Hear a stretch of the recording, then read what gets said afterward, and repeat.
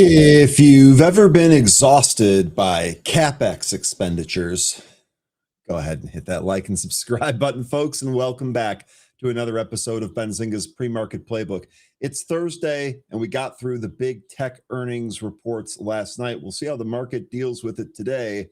Some red arrows out there, but we're going to have another good day on deck here for you today as we are one day closer to the weekend. Benzinga's Pre-Market Playbook, the Thursday edition for July 23rd, 2026, begins right now.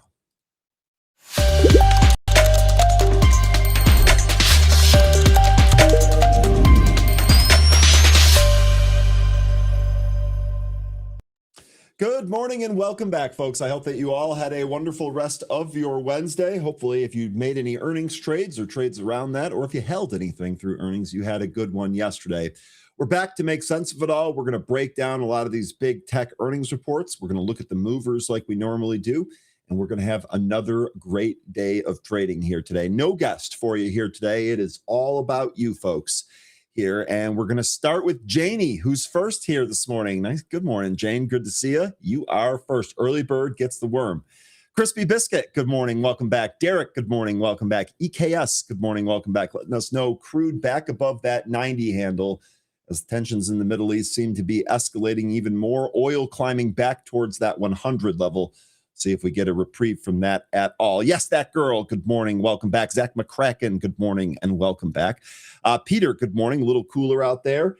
I can wait for October. I mean, I'm excited for football, which is what, only 48 days away until it kicks off. Who's counting, right? But we gotta finish off summer here.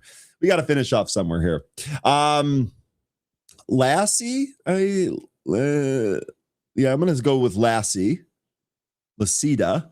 Lasita, we'll go with. Good morning. Welcome. Hopefully you enjoy yourself here. Whis, good morning. It's good to see you again. Welcome back. Robert, good morning. Welcome back. Richard Judge, good morning. It's always good to see you, boss. Pat G, happy Thursday indeed. Good afternoon to you. Pat G in Belgium, of course. Billy, our human chat scanner, is already at it. Good morning, Billy. It's great to have you here. Hopefully you are also doing well here today. Jay Wild, good morning. Welcome back. Solitary Soldier, good morning. Welcome back. Brett, good morning. Welcome back. Liam, it's good to see you as always. Welcome back. Matthew, good morning. Kelly, good morning. Bernhard, good morning. Linda, good morning. Producer made it, good morning. Marionette, good morning. It's always good to see you. Welcome back. Brett, Benzinga, hey, a heart. Let's go, Brett. Good to see you again. Welcome back. Harlugo, it's going to be an amazing day. Good morning. That is the exact vibes that we need. I'm with you on that. It is going to be amazing. Seahorse Trading, good morning. Welcome back. Chuck, it's good to see you again as always. Welcome back. Just passing through, good morning. Carlos, good morning. Tyler, good morning. Unpopular Truth, good morning. Early bird gets the dogs out on time. The word might be better. That's true. Dogs, they'll make you get out there. Touch some grass early, get grounded, though. That'll work. Robot to Trade, good morning. Another Richard, good morning. Welcome back. Crankbait, always good to see you. Good morning. Durkus, likewise. G-Cord, likewise. Richard, good morning. HP Darkside Hemi, good morning. Alvin, good morning. And Carmen, morning. All right, folks, let's go ahead and get started with our stock market today.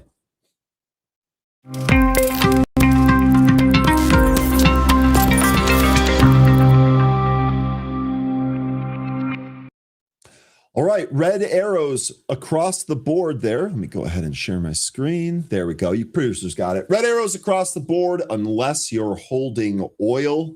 That is in the green here today. S&P futures down 0.52%. Dow futures down 0.6%. And the NASDAQ leading the way lower, down 0.74%. And just because we mentioned crude, might as well give that to you. That is positive by 4.33%. Now, let's take a look at some cues from last session as well as what we can expect for today. And as always, got some stocks in focus for you here today. Utilities, materials, and energy stocks recorded the biggest gains on Wednesday, while communication services and consumer discretionary shares were amongst the biggest losers. U.S. stock futures declined on Thursday as the Dow, NASDAQ, and S&P 500 indices fell following Wednesday's higher close. Adding to geopolitical uncertainty for investors, U.S. intelligence analysts are investigating whether Russia assisted Iran with target information or enhanced drone tech in the recent precise strikes on the CIA facilities in the Gulf. That report is according to Reuters. Meanwhile, the 10-year Treasury bond yielded 4.67%, and the 2-year bond was at 4.31%. Those yields continue to climb. CME Group's Fed Watch Tool projection showed that the markets are pricing a 64.2% likelihood that the Federal Reserve leaves the current interest rates unchanged during July's meeting, which is next week. Now, we've got several stocks in focus here for you today. The first one is going to be Tesla. Ticker TSLA slipped 5.52% in the pre-market on Thursday after reporting mixed second quarter financial results after the market closed on Wednesday. The next stock on our list is going to be Alphabet, ticker GOOG, and that was down 3.63% despite posting better than expected sales results for the second quarter. But investor concerns mounted as the company said it now projects to spend between 195 and 205 billion in capital expenditures in 2026. The next stock on our list is going to be ServiceNow, and the ticker is NOW. It jumped 7.25% after it reported quarterly earnings of 90 cents per share, which did beat the street estimate of 85 cents, and revenue clocked in at 3.99 billion, which beat analyst consensus estimates of 3.93 billion. The next stock on our list is going to be QuantumScape. The ticker is QS, and it dropped 5.64% after it reported a quarterly loss. Its losses of 16 cents per share beat the analyst consensus estimate for losses of 18 cents. The last stock on our list is going to be Intel, ticker INTC. It was up 1.42% ahead of its earnings scheduled to be released after the closing bell today. Analysts expect it to report earnings of 19 cents per share on revenue of 14.4 billion.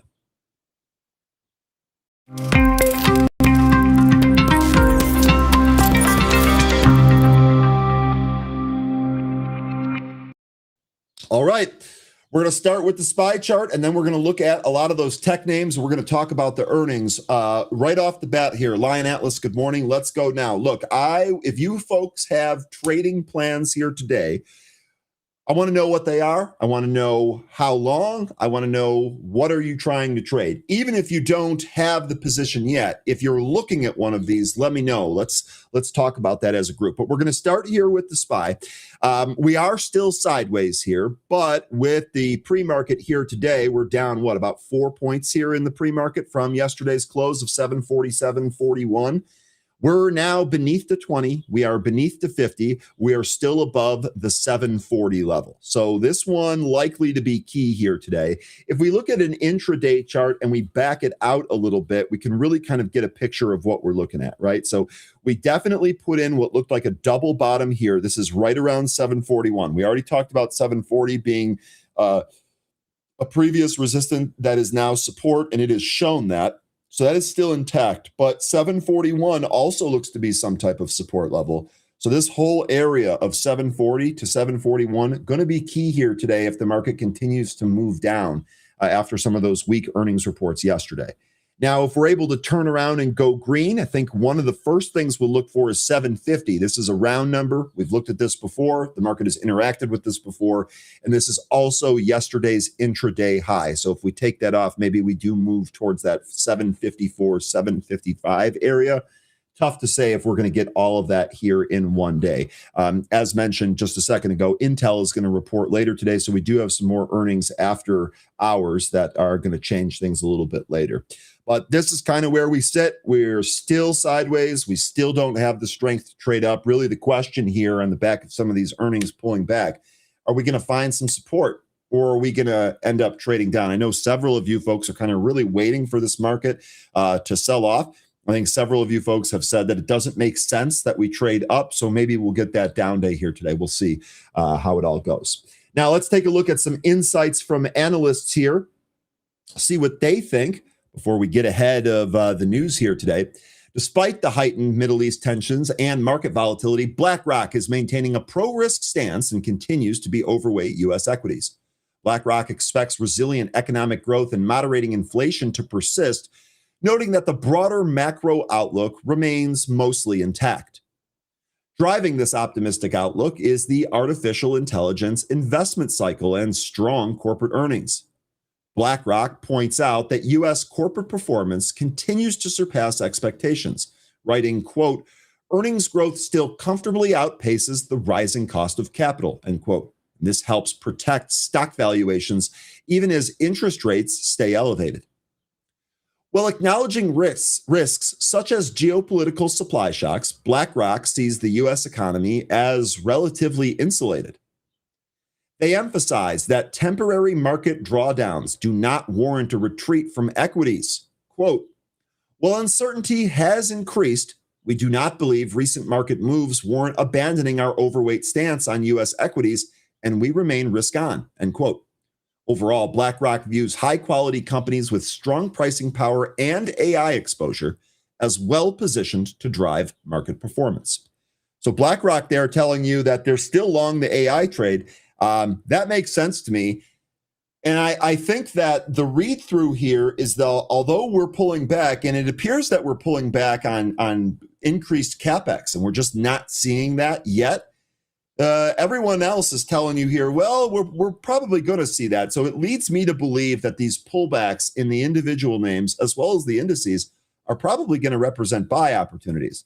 Our job as traders is to figure out where that entry point is and then trade it accordingly. And this is why I want to kind of get your opinion on what we're trading here, what you're looking for, and how you're going to end up trading that. Again, just let me know. Let me know. Oh, also, as far as upcoming data, we do get the initial jobless claims at 8:30. I'll keep an eye on that, see if that's market moving. Producer, I would imagine you'll scroll that across the bottom. Let me know if you're capable of doing that. Anne-Marie says, the translation from BlackRock, no need to pull your money out of our funds. Yeah, that is about it. That is about it. Lion says, BlackRock, the name said a criminal organization. Lion, you call everything criminal and evil. Honestly, at this point, my man, it's simply lost its meaning. It simply lost its meaning. I don't know what else to tell you. All right, let's dive into the Alphabet report. Actually, you know what we'll do? We'll check on the chart first. Let's go back to Pro here. Let's take a look at the chart. Here we go. So at Google here, this was pretty much right at the 100. Now, we did close beneath that, but here we go, breaking away to the downside. Take a look at the 200-day moving average. Down here at 321.80. So 321.80, 322. This might be your next support. Google here at 325.97. So right under 396. If you scroll back here, we take a look at the 200. The last time we were beneath it for a couple of months. We broke above it, back tested it, and then went on a huge, huge run. Even the pullback that we saw within that huge run didn't even bring us to the 200-day.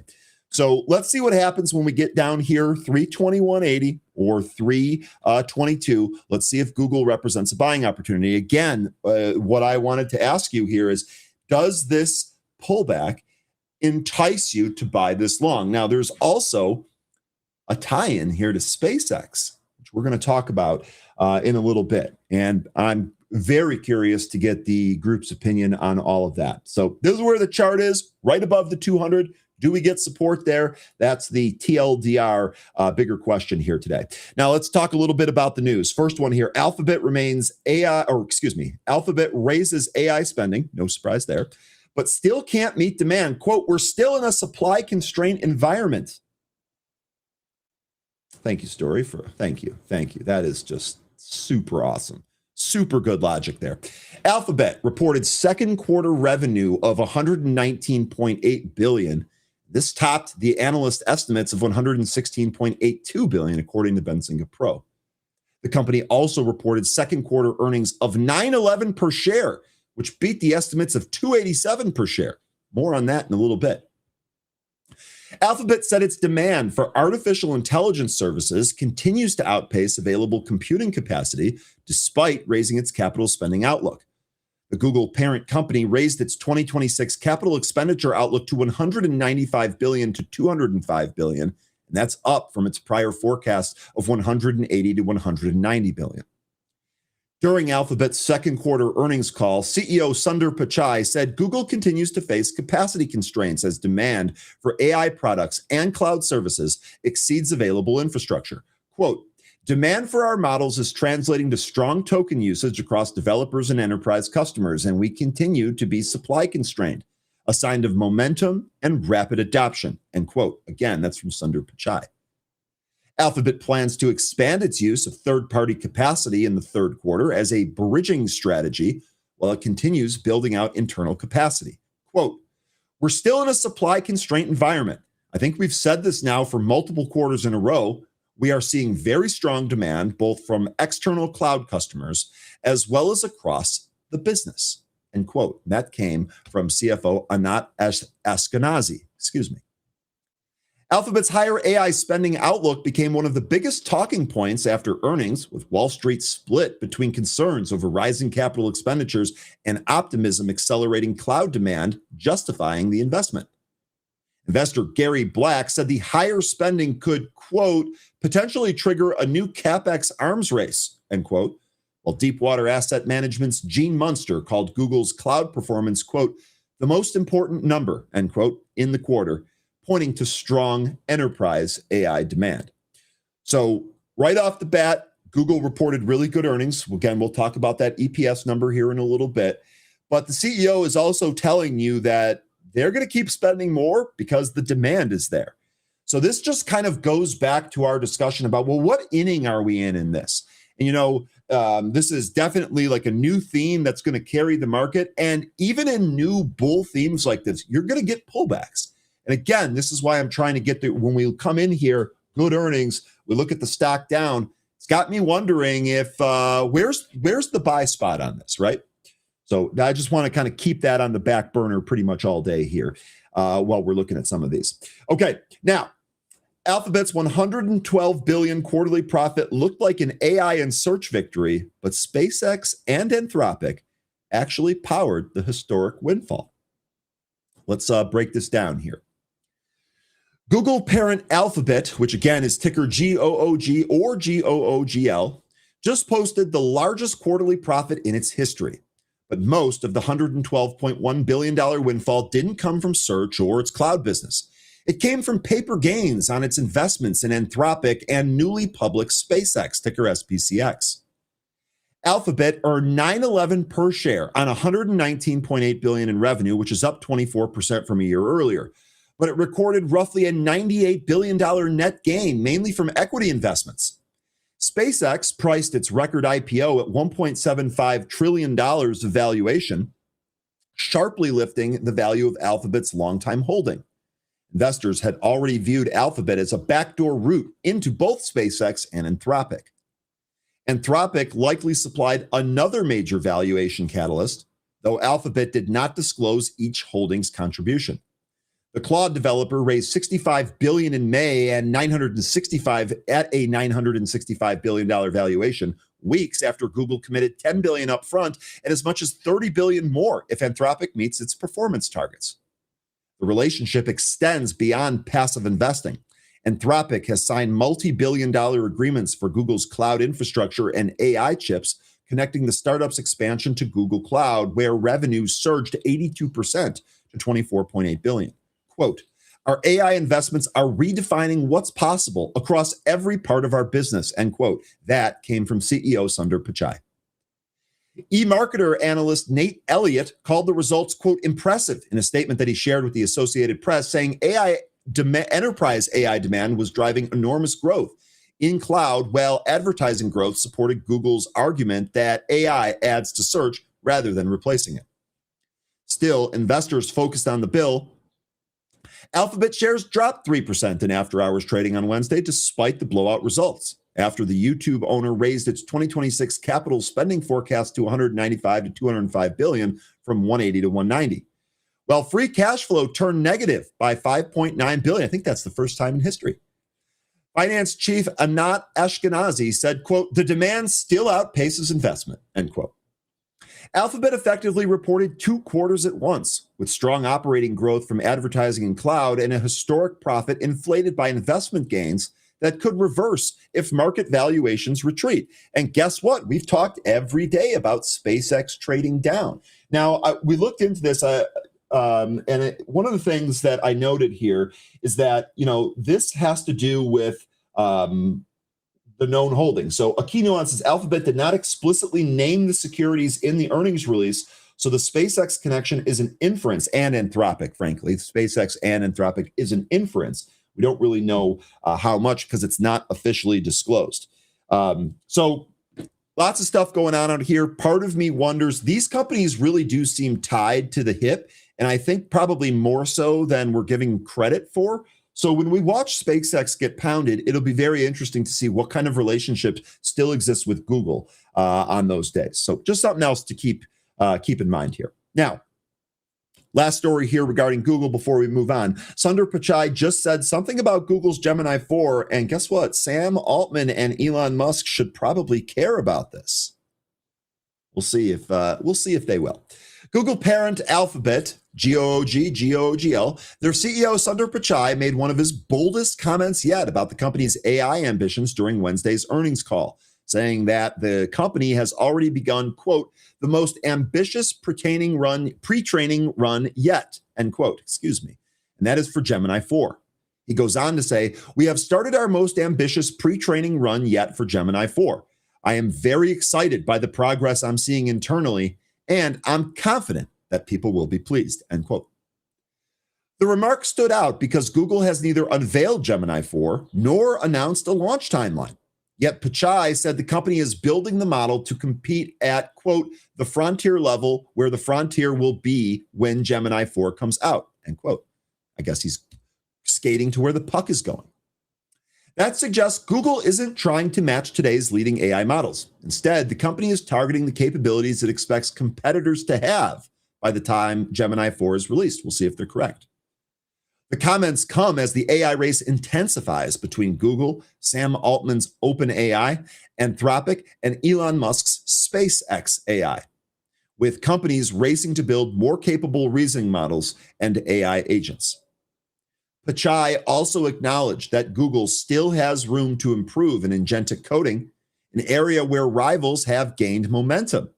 However, He said the recently released Gemini Flash 3.6 model improved by more than 10 percentage points on coding benchmarks within 6 weeks, and that Google now plans to ship updated models every month. I'll just say here, the Grok build is my favorite of all of them. That includes Claude, but that's just me. The AI update accompanied another strong quarter for Alphabet. The company posted its 12th straight quarter of double-digit revenue growth, while Google Cloud revenue climbed 32% year over year. The company also reported a record backlog of more than $106 billion in remaining performance obligations, or RPOs. For investors, Pichai's strongest message wasn't about Google's latest AI model. It was about one that the public hasn't seen yet. By saying Gemini 4 is being trained for where the AI frontier will be, not where it is today, the Alphabet CEO signaled Google believes the next flagship model will compete with the industry's most advanced systems whenever it launches. Let me know if you agree with that. Let me know if you who still uses and likes Gemini, and are you looking forward to the newest model there of Gemini? I know we talk about AI models quite often here, and I feel like Gemini is one that's not really mentioned very often. So let me know what you think about that. And if you use Gemini in any capacity, I'd be curious to know that and what you end up doing with it. Okay, now, next story here, we're going to also talk about Tesla because they also reported earnings. Let's do the same thing we did with Google and first take a look at the chart. We'll start on the daily. Here we go. Now, this is actually an important move here for Google, and where this candle closes is going to be extremely important today. Real quick here. Up 30 says, I think Gemini is great. Brett says, Gemini is my go-to. Lynn Adams, Gemini is 100. Anne Marie, Gemini is great for report compilation, but not so great for coding. Interesting that you say that because they're telling you that it's going to see a big increase there as they make coding a little bit better. I'm telling you, folks, if you guys are doing coding stuff and building stuff, just give Grok Build a try. I can't force you to use something else, but I'm just saying, give it a try. It is unbelievable. It fixes mistakes that I don't even know I'm making. Like I'll tell it to do something and it'll code something out, and then it'll realize that there's something inefficient or a mistake there, and it will automatically fix it without me even having to say anything. And for someone that's like not like a coder by trade, that's extremely helpful. And it's also causing me to think differently, but I'm going to go down a rabbit hole if we keep talking about that. Anyway, back to Tesla here. Huge day for Tesla. Where does the price close here today? That's one of the things that we're going to be looking at. Looking at the daily chart here, you can see we were actually sitting in a pretty decent level. Although we were sideways and although there was this slight longer term downtrend, it had done a really good job holding the support area. It was beneath the 200 and the 50, but it really wasn't showing signs of breaking down. And we had this really great 350 to 360 kind of support area that had been previous resistance and previous support, been pretty sticky. We also had this near-term bottom here at about 340. Well, today we're at 346, and that's notable because it breaks that it's gapping beneath that entire 350 to 360 range. Part of me wonders if we actually want to go try that in the New York session here today. So maybe Tesla trades up, we'll see. But also, we're beneath the 500-day moving average. That value at 351.5. So I want to see where this closes. Does this close back above the 500-day moving average? Does it jump back into that 350 to 360 previous resistance and support area? Where do we close here today? And then, of course, if we end up breaking this 340 low, we're at 345 here, 346 here. If we end up breaking this 340 low, where do we go next? I'm almost thinking that this 290 probably makes the most sense. Sure, you might get something around that round number, but some of this this is consolidation in here, 320. I don't know. I feel like there could be some more downside here for Tesla if we don't hold this, but we're not out of the woods yet. We'll see how this goes. Now, let's actually take a look at some of the report and the news out of the report. Elon Musk says Tesla's spending spree is the fastest industrial scale up since World War II. 2026 shapes up to be a massive CapEx year. Yeah, CapEx has been like the theme in all of these reports. Tesla, ticker TSLA, is increasing its capital and operating expenditure to achieve the most rapid industrial expansion in the U.S. since World War II, as revealed by Elon Musk and CFO Vaibhav Taneja. During the Q2 earnings call on Wednesday, Taneja expressed the company's readiness to spend aggressively on vehicles, autonomy, and robotics, anticipating strong returns. He marked 2026 as a massive CapEx year for Tesla. Tesla reported a record capital expenditure of $5.79 billion for the second quarter, representing a 142% year-over-year increase from the prior year. At the same time, its total GAAP operating expenses climbed 47% year-over-year to $4.35 billion in the second quarter of 2026. He also highlighted that the surge in operating expenses was mainly due to significant research and development related activities, including pre-production ramp costs for new products like the Tesla Semi, Optimus, Cybercab, and other AI initiatives. He also noted a positive impact on the company's net income from a $1 billion mark-to-market gain on their SpaceX holdings. Quote, "Note that we are in a big investment cycle and we expect our operating expenses, largely driven by R&D, to continue to grow in 2026 and beyond." That again was a quote from Taneja. Elon Musk said Tesla is prioritizing speed over maximizing capital efficiency, aiming to invest in capital expenditures as quickly as possible without being wasteful. He explained that accepting slightly lower efficiency can accelerate projects and ultimately deliver greater long-term value for the company. He said he believes no company has ever achieved something on this scale, comparing it only to historic efforts like Henry Ford's mass production of the Model T or the industrial mobilization during World War II. Quote, "I think probably this is the fastest industrial scale-up since World War II in America," end quote. Musk also thanked Micron Technology, ticker MU, for allocating a significant share of its memory supply to Tesla despite intense industry demand and soaring memory prices. He said Micron faced a difficult allocation decisions and expressed appreciation for securing the supply on reasonable terms for the coming years. Tesla's aggressive capital spending comes on the back of a strong Q2 performance, in which the company reported revenue of $28.24 billion, which beat the street consensus estimate of $25.71 billion. The company returned to growth in the second quarter, delivering 480,126 vehicles after producing 451,758 vehicles. Deliveries rebounded sharply from the 358,023 vehicles in the first quarter. According to the new report, the EV maker is ramping up production at its Grünheide factory in Germany, targeting up to 7,500 vehicles per week, an increase from last year's output. The plant supplies Germany and 30 other European markets, with Tesla aiming to strengthen its local manufacturing presence and better compete against fast-growing Chinese EV makers such as NIO, ticker NIO, and BYD in Europe. So Tesla looks like it was doing well here, at least from the reported numbers. But as we just saw on the chart, Tesla trading down. And this, again, has me thinking, well, where's the ad spot for it? So let me know if you have any of that.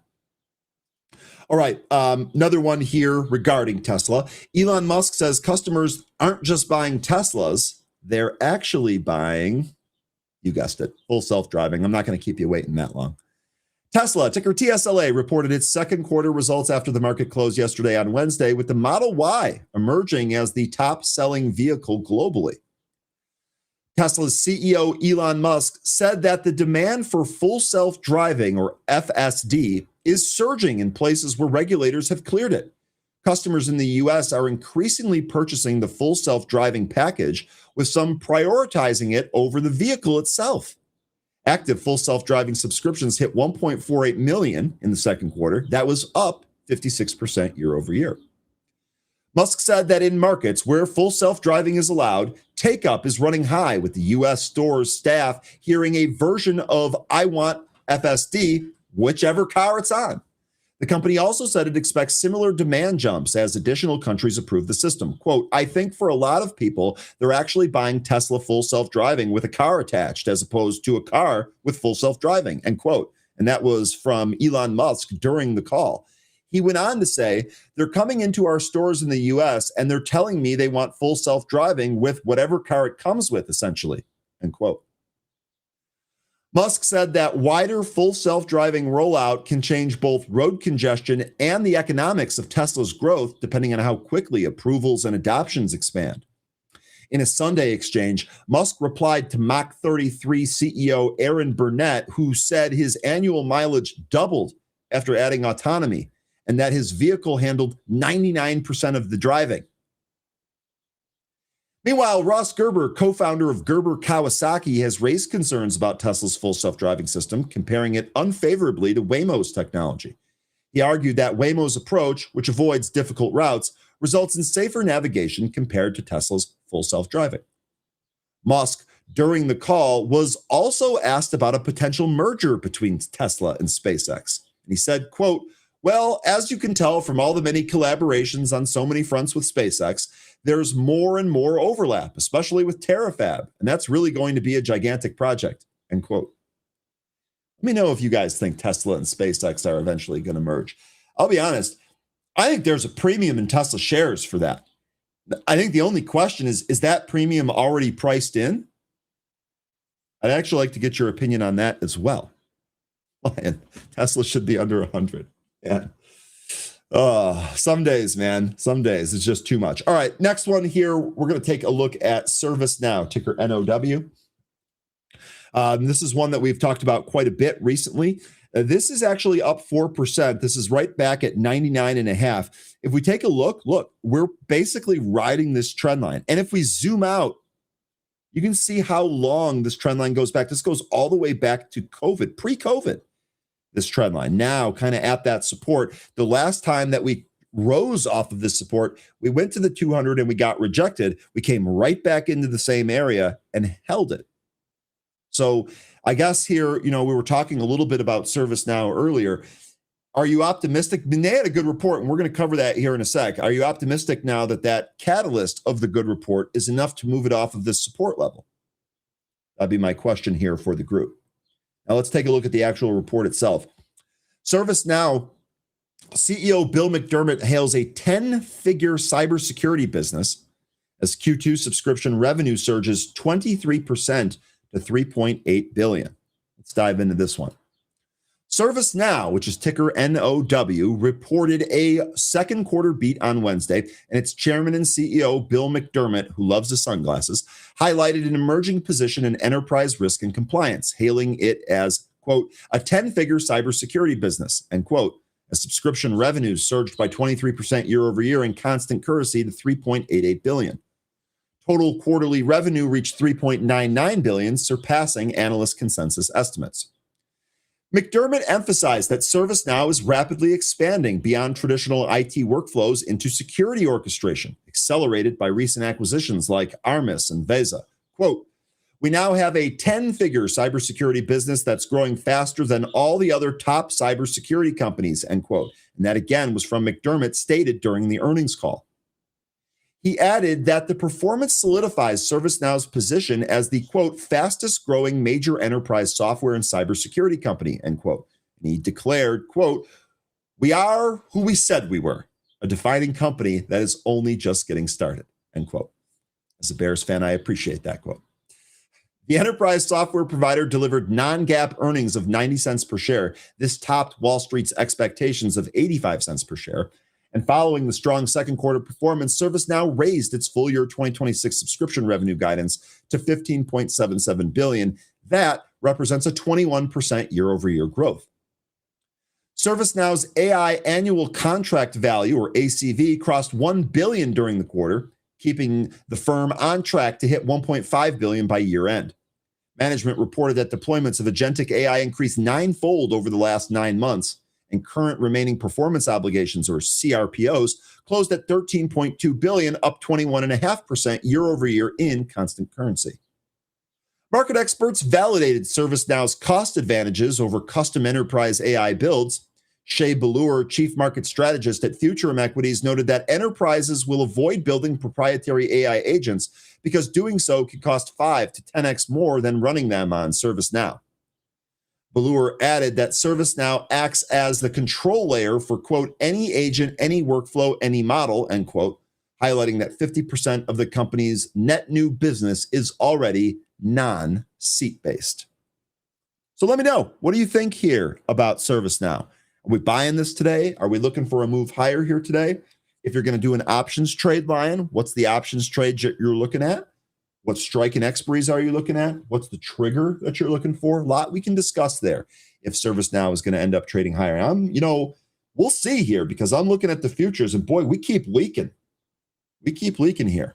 741.21 is your price there on the SPY. NASDAQ also at the lows, Dow at the lows. We got some weakness here ahead of the open. Okay. And I think I've got one more story here. Yeah, this is also going to be on another earnings report. We can also talk about IBM, although I didn't queue up a story for that. We'll see how it goes. Let's take a look at Texas Instruments, ticker TXN. This down 4.6%, and after a pretty good move here to the upside. So we're down at 280. Here's the key. Again, just kind of looking at the chart. You have this big breakout move higher, kind of formed this island, and it sure looks like it held 276. I want to call this 276 just to make it a round number. We actually tested this area thrice, held it all those times. Now, we're trading down here today. So if we break this 275, let's call it 275 to 276. If we break this area, we have a potential gap starting at 261 that doesn't fill down to 237. Now, we do have the 100-day in there at 262, so maybe that will provide some support. But something to keep in mind if you're going to watch Texas Instruments here, we got kind of an interesting chart, and depending on which way this thing goes, there could also be a trade here, maybe even just a short-term one.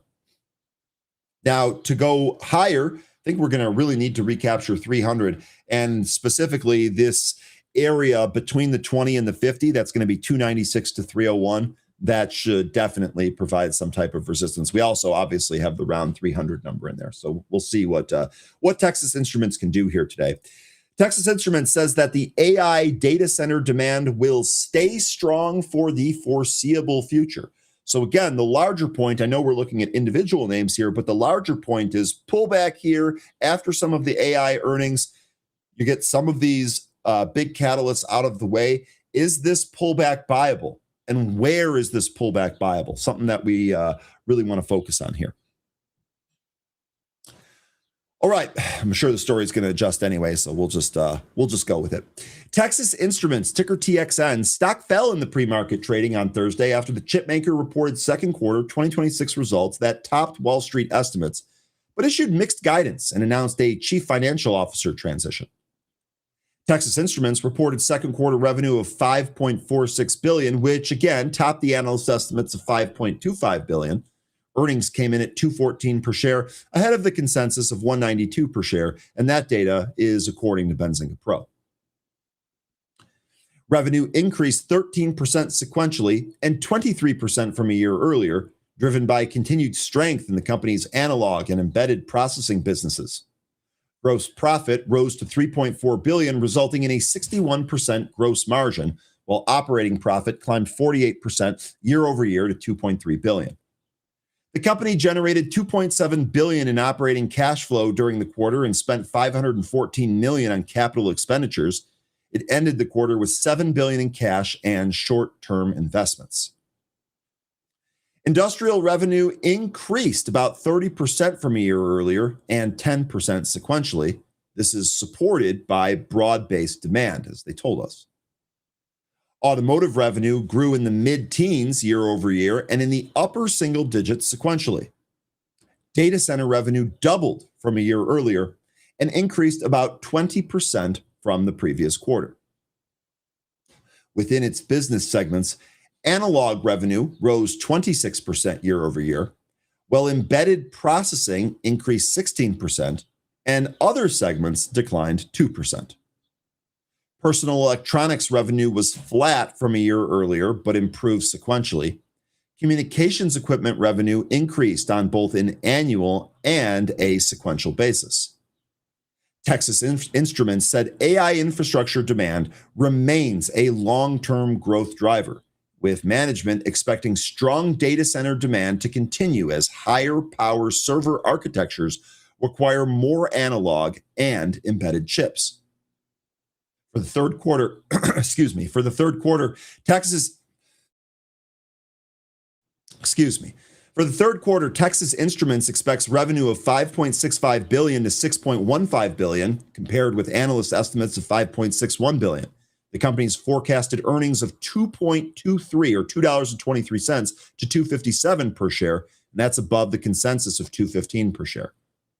Texas Instruments said it continues to implement price increases amid strong demand while expanding its 300 millimeter manufacturing capacity. The company also announced that Julie Connect will succeed Rafael Lizardi as the chief financial officer following his retirement. We congratulate Rafael on his retirement. The pullback appears to stem from profit taking following the stock's nearly 70% year-to-date rally rather than disappointment with the company's latest earnings results.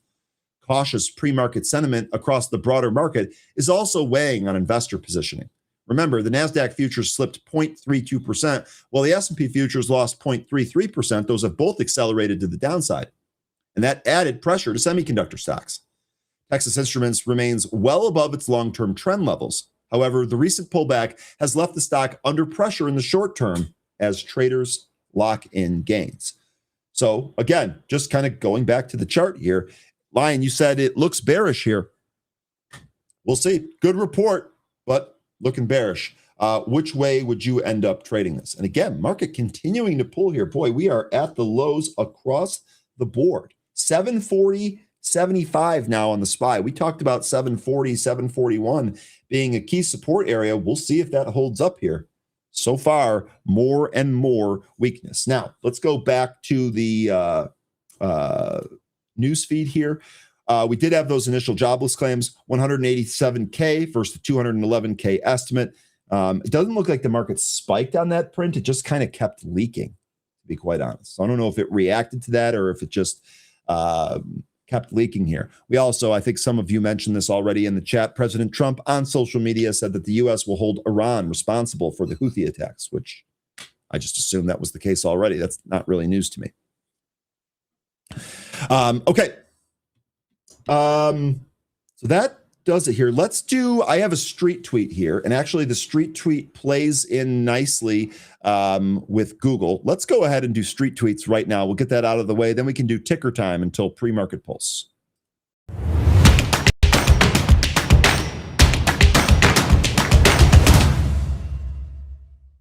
Okay, I had asked this earlier, and I still want to know what the group thinks about this. Who thinks Tesla and SpaceX are eventually going to come together and merge? I'm very curious. Gene Munster is our street tweet here today. The odds that Tesla and SpaceX come together just increased. They got a question about the topic on the call, and I was surprised they even entertained it. Elon said they have a great relationship, but couldn't comment further on the integration,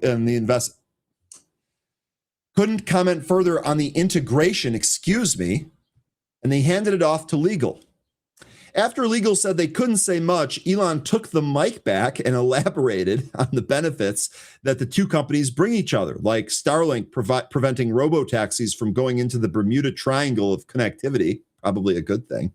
He said that there are other benefits too. Gene Munster's take, going into the call, I thought there was probably an 80% chance that the two companies come together in the next few years. Now, based on that call alone, he's raising that 10% to 90%. So again, I ask, how many of you think that this is actually like a legitimate thing? Like, how many of you think that Tesla and SpaceX eventually are going to merge? And my other question there is, what is that premium already priced in to Tesla? Folks will have to let me know. The American Nightmare, again, no sound. Bro, the sound is working, and it has been working all day, and it worked all day yesterday. You've got some serious issues on your end there. I hope we can help you solve them, but man, oh man, it is not the stream. It is absolutely not the stream. Alan says, Elon shouldn't entertain that idea publicly. It will hurt SpaceX's stock. That's another interesting point, although I already think SpaceX has already got some headwinds. I know a lot of us are thinking that this is going to go down past 100 or maybe waiting for it to go down past 100. To me, especially after that break of 120, we went to 115. It's still at 115 in the pre-market. Sure seems like $100 is the next step, to be quite honest with you. So, okay. Brian here says, I'm not sure how much worse it can get. 50% off the highs with the lockups ending soon. Wait till you see those earnings. and then we'll see. Then we'll have a better idea of how bad it can actually get. All right, let's go back to the chart tool here. Let's take a look at some stocks. Let me know what it is that you want. I'll wait for my platform to load here.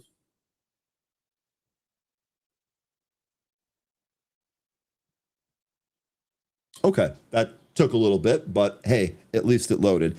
Let me go through some of the comments here.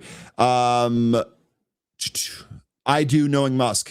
So Carmen, so you think that these two companies are definitely going to merge, just knowing how Elon Musk operates and all of that. That makes sense. Anne-Marie saying the bond market is trying to rise, which means lower yields. Wiss says, I hope it goes to 10. I don't know if it's gonna. I mean, look, man, if SpaceX went to 10, I'd be loading the boat at that. I would have a substantial investment position at that point. Man, red arrows continue here. VIX spiking now, 19 in the pre-market. Bitcoin pounded down to 65K. SpaceX lows, Tesla lows, Google lows, SPY lows, NASDAQ lows. Oh, man. Oh, man. Can we just go back to bed and forget it? All right. So what stocks do you folks want to take a look at here? Broadcom. Richard, you had brought up Broadcom, AVGO. Take a look at that. Here's what we got for Broadcom. Let me actually close some of these. Maybe this will run a little bit better. Just give me a sec here to clean this up, folks. Sorry about that. And I tell you what, this lag and delay in this Google Chrome browser is getting to be unbearable. It's getting to be unbearable. Something is wrong. All right. Here's Broadcom. Now, Broadcom down 1.5%. We would expect that on the back of some of these tech earnings and the market sentiment here today. We're currently sitting at 390. So judging that is basically right here. We are between the 50 and the 100. This still looks like sideways. I know we get asked about this all of the time, but boy, oh boy, this still looks like this is sideways. We cannot break down past the 200. The last time we tried to do that back in April, it was very, very short-lived. We can't break down past the 200. We really can't break out past this, 415? This is the top end of the Fibonacci retracement that you see on the screen. We've really kind of bounced around these moving average levels. To me, this is just one that it's just like, it's not doing anything yet. I think you're okay waiting here until we break out of this current formation that we're in. And I mean, we've talked about Broadcom being absolutely tied at the hip to the AI trade. We have a whole bunch of these companies that reported yesterday saying that the demand is still there. CapEx is going up. I mean, it's all signs go on the AI trade. Got to think that's going to be good for Broadcom.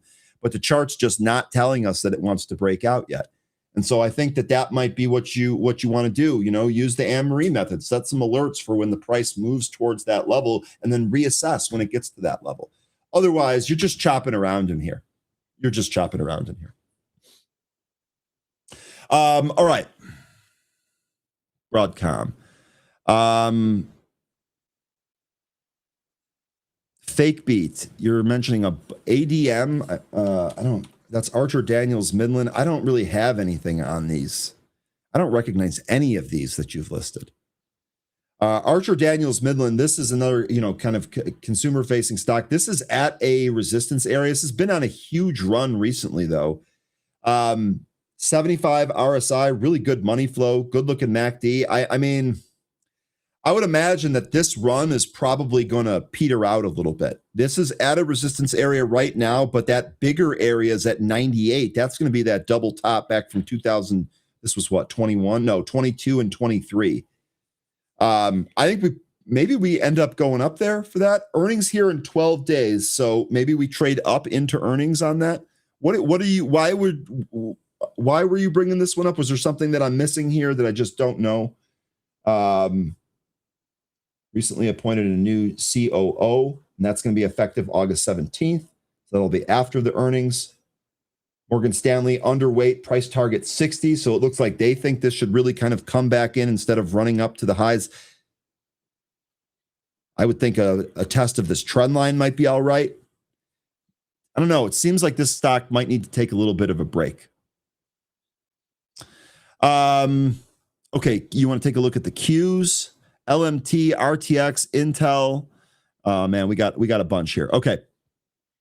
Let me go to and you guys are also looking at Ondas. Okay, we'll do Qs. We'll do the Qs next.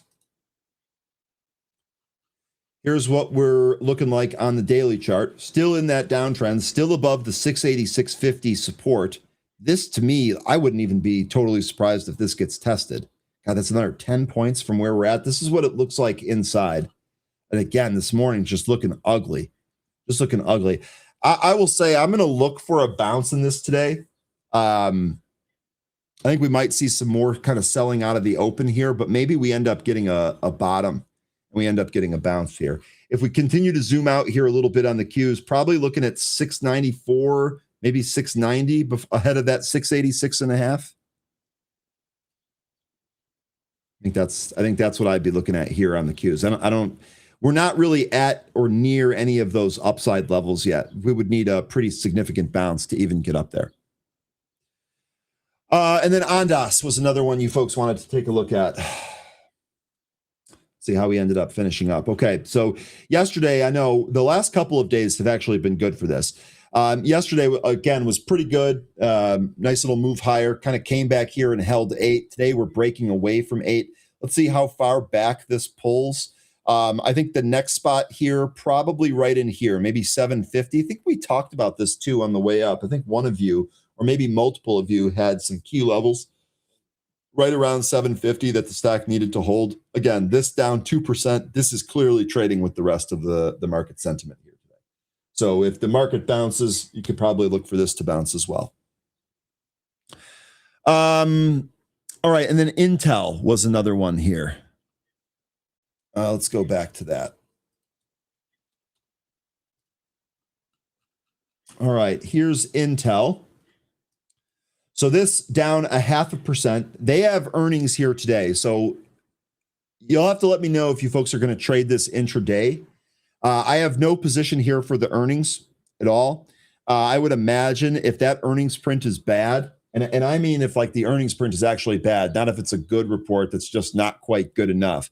If that earnings print is bad, I think not only do we take out this low from Friday, July 17th, we test this trend line. We might even snap this trend line.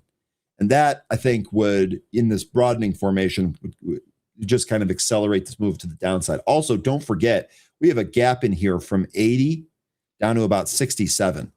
So the Intel here, I know we've moved down. This is really going to need to hold. I think Intel is one of those names that could actually get a little bit uglier if this report is bad. Let me know what kind of opinion you folks have here on Intel.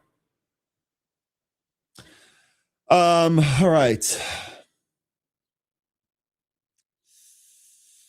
No other thoughts there on Intel, huh? Okay. Market on defense mode. Yeah, it sure feels like that. EKS saying ADM, Archer Daniels, and BG, great agriculture stocks to own long term. I own both. Not really trading stocks, right? More of just like a long term thing.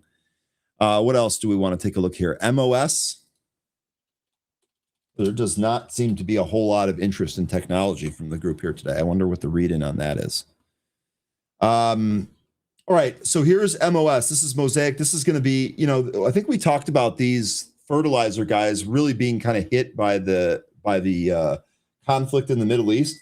That doesn't sound like we're anywhere near the end of that. In fact, it seems like it's getting worse. So I would imagine these would kind of be out of favor. This does have earnings in 12 days, and it's up to 2% here today. I would not be trading this. This is not something that I would look at here today. I do think you have some pretty significant resistance here in the 23 handle. So maybe if you can clear out this 23 to 23.50, maybe you can make a move higher. But just with the conflict going on in the Middle East, not one of my favorites. Looks like it's trying to kind of bottom here. MOS. Sorry, I don't have more for you on this. Okay. Nawaf, can you give us advice? No, I can't. I'm not registered to give advice. That is like a big no of the stream. We do not give advice around here. You guys are mentioning NVEC. Isn't this one of the movers? No. All right, what's going on here? This is up 17%. Okay, so this had earnings after the bell. I beg your pardon. Okay, NVE looks like this EPS up from 7. Wow, it's a big beat there on EPS. Sales also a pretty big beat in here. So this up on a really nice earnings report. I didn't cover this one, so I'd have to go through this. I don't know what's going on there, but they also announced a quarterly dividend. That's super positive. This actually probably one of the better reports here. Now we're trading up towards 101. So this recaptured the 20, recaptured the 50, recaptured the round 100 number. I would think 110 is your next area above if this continues. NVEC. Okay. All right, folks, let's go ahead and get started with pre-market pulse. Start that segment right now.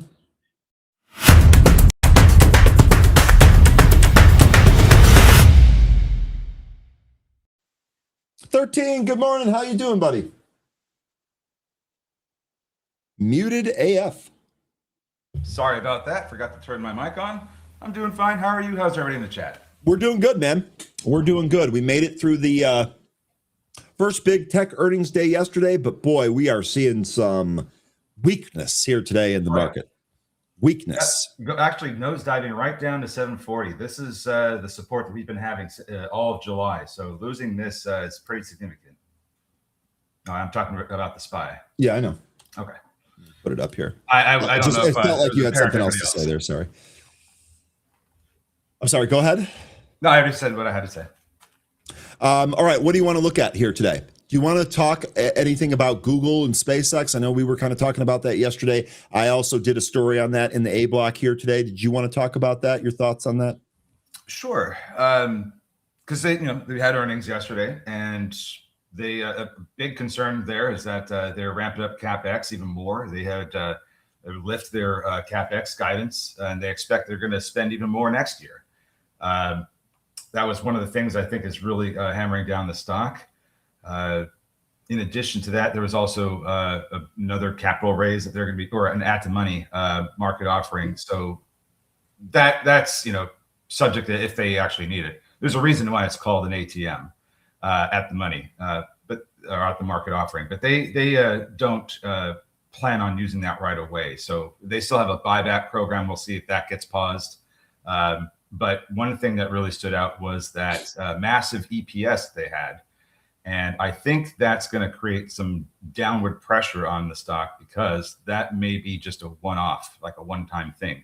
And what that was about was the company reported a 98 billion net unrealized gain. And there's really only one thing that I think that can come from, and that's their stake they have in SpaceX. Also Anthropic, by the way, which is something we didn't discuss yesterday. No, that's not true because that is private. Okay. And SpaceX became public. So in the second quarter, which is what the earnings they were reporting, that is the public equity that rose and gave them that financial figure. When Anthropic finally IPOs, then we'll get we'll get a net unrealized gain from them. But the thing is that they can't sell those shares yet because they're locked up. So I'm going to be very interested to see what their 13F is going to reveal because they didn't have SpaceX on there in their last 13F because it was still a private company. Now it's a public company. And I'm curious to see if they ended up buying shares in the second quarter, at the end of the second quarter, in order to lift the stock price into the end of the month. Because if you look at the chart, you'll notice that there's a rise the final 3 days in the month, and then July begins and we start this slide. So I thought that was kind of interesting because when you at the end of the month, if you have to have the equity higher, then you have a higher position. You have a higher amount of what's the word I'm looking for? Value of the stock, and that's what you end up reporting. Now that it's lower, it's likely going to be a lower amount that they report. We also have share unlocks that are happening, so they may end up selling as well. So there's a lot of things that can happen. That's going to be different compared with their next EPS compared to the one they just reported. It's likely going to be lower. So I think that creates a reporting headwind. there's a lot of different things going on here with that SpaceX, and there's a whole there's a partnership here with Google and SpaceX that would take a lot of time to get into, but it's really, really fascinating what they've got going on. And if you are interested in finding out more yourself, you can look into Project Suncatcher. Now that is going to be something to dive into really quick, just to kind of clean this up to show you why I was saying this here.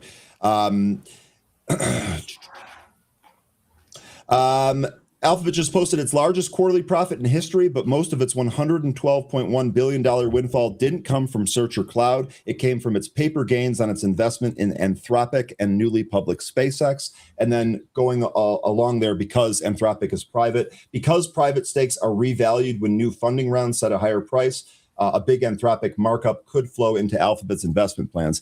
And Anthropic was revalued several times while being held by Google here. So, well, I agree. I think that this is going to be kind of like I think these are going to, I said at the beginning of the show, 13, let's see if you agree with this. I think that these companies are more tied to the hip than we initially thought. Is that fair? Yes. And they all are interconnected in some way. All the chip companies, all these biggest hyperscalers, everything. So let me ask, and this is just kind of off the cuff here. We didn't discuss this before. Let me get your opinion on this.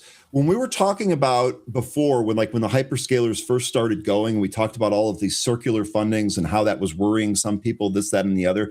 Does that apply here at all? Do you worry about this, or does it make sense that all of these are kind of interwound in some way? Well, the funding is still concerning because right. I don't know if that's going to ever dry up. We can't just limitlessly print or shell out capital. And I think there's also concerns that this all this CapEx is not going to ultimately be realized at the end of the day, which I don't think I agree with. I mean, they are spending massive amounts, like more than the entire economies of whole countries per quarter. It sounds funny when you say it. I can't help it. Well, it's funny, but it's also kind of eye-popping. But it's when I see the amount of money that's being spent here, I really get the sense that there is something massive taking place here, and it's a complete, it's an entire shift of the way that we are using and utilizing technology. I think we're about to really see that with in the coming years with Google and SpaceX and NVIDIA. I think NVIDIA's not finished. I think Micron's not finished. I think all these chip names have still a long ways to go and not much higher to go. Perfect. But I wasn't even trying to get you to go there, but you did it anyway, which is perfect. I've been asking the group pretty much all morning, with the thought of these earnings reports, some of them good, stocks trading down. They all keep telling you the consistent thing across all of them is that we are so early in this whole AI trade. Demand is still crazy. I agree with you. I don't think we're done in any of these names. The question for me is, where's the entry spot on the pullback, right? Like, as traders, where do we end up grabbing this and trying to enter some of these names? Micron, for example, which is one of the ones you just mentioned, is basically chilling right on its 50. Mm-hmm. Lost it, recaptured it, holding right here. Maybe this is an area it would make sense for a long. Well, I think there's still concerns about the cost of manufacturing. We still have the conflict with Iran and now with the Houthis again. So we're likely going to see elevated costs associated with not just transportation, but with manufacturing. So, there could be a pullback in that CapEx, or that CapEx, if this keeps going, then, maybe we see these stocks come in further as they have to raise that capital. I can't exactly say what's going to happen, but there are a lot of things, a lot of levers to pull in order to keep this money flowing. But I'm wondering if we're just, at some point, over leveraging. Okay. All right. Good discussion there. 13. What do you want to do next? Oh, yeah, that's right. We have movers to still talk about, don't we? Okay, fair enough. That answers my question. That's perfect. We'll start here with the movers, and we'll start. Do you have specific ones on your list that you prefer I start with, or should I just go down? I started with WBuy. I have Perfect. WBuy, LGCL, EHGO, and I did a little side note for GEM. Okay, perfect. Then we'll start here with WBuy. Just saw the chart here. It's up 82%. We had a piece of news here this morning that WeBuy expands China inbound tourism strategy through PATA membership, industry partnership, and AI-assisted travel services. Had to throw the AI into the title of the news flow there. You just had to do that. Quick peek at the short interest on this name, 1%, 1 day to cover, nothing really there. Flow to 4.3 million. We've traded W by before, I feel like. And this is a Singapore company. You can see here that the initial impulse move in the pre-market went to 135. We came back. We actually recaptured the VWAP, which we sometimes don't see from these junky movers. And then we actually took out that 135 high, stopped at about 168. We've come back in, but we're holding that initial breakout area. 13, what do you think about this one here today? I think this is down, looking for some support right now. This is at one of the support areas that I had marked off here. The company itself, pull this back up. It's travel company and grocer company. I guess they kind of, you have tourists coming in. They kind of manage your whole visit here and tell you where things are. That's the gist I get from it anyway. So it seems pretty interesting. Float on this 4.3 million shares. So, a little bit heavier than the ones that get pushed around, but still pretty small. Company does have revenue. It does have little cash. It's not profitable. But it does have little debt. I think that was one of the nice things I saw about their balance sheet. They don't have a whole lot of debt. As far as the levels go, did mention that 135. This is the support area. We're slightly beneath it. If we continue lower, we do have VWAP at about 125, and then the 65 EMA at 110. Those would be my next two before I say it's probably done. But would like to see support kick in relatively soon here. And if we do get that turnaround to the upside, I have 275, and 3 as resistance. Okay, so those are actually some serious targets if this thing does end up moving to the upside. So, okay, not bad. Really quick, I just want to do this before I lose track of this comment. Bobcat, said midterms are coming. That equals stocks lower. So that's something else that we've talked about. Now, let me ask you, the market always looks months in advance. When does that start to turn around, right? When does the midterms coming, when does that stocks lower action end, in your opinion? Oh, my opinion is when it's over. I was asking him, but I want your, no, this is good. I actually want yours too, and anyone else that has an opinion on it. So start us off, 13. Yeah, when it's over. Usually after the elections are over and we have a much clearer idea of who's going to be in office, that's when the market starts to behave better because there's a lot less uncertainty now. We know what's going to happen. We know what kind of policies we're going to get potentially. So that whole removal of uncertainty post-election is what will get the market going again. I've seen it many times, and I think that's what will happen again this year. Okay, so we actually have to get these things done before that starts turning around. Those midterms are November 3rd. So that actually gives us, that's a long way. I mean, November 3rd is months and months away. Are you guys expecting kind of weakness until then? I think there could still be some volatility. I mean, there's going to be back and forth, as we approach the NVIDIA earnings, which lately, the past 4 or 5 years has kind of marked the end of the earnings cycle, because that's like one of the last big tech names. So you do have some names afterwards, but that's like one of the last Max 7. So I think, we'll get some, a little bit worse trading after that happens, like a little bit of a summer end of the summer slump.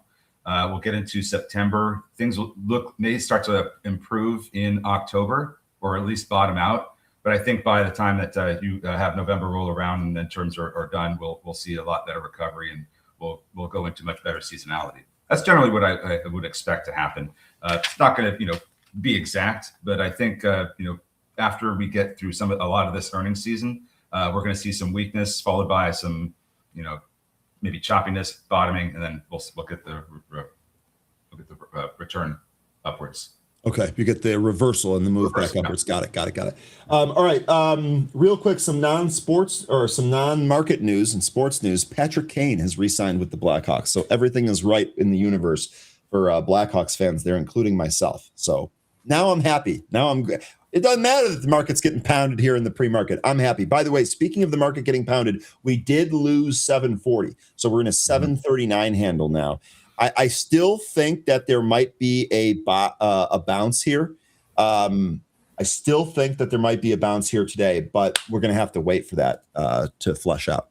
PJ Trader said, how did the AI paper trading do yesterday? So that's a really good question. So the thing stopped out 3 times on 0 DTE for a total of minus $55.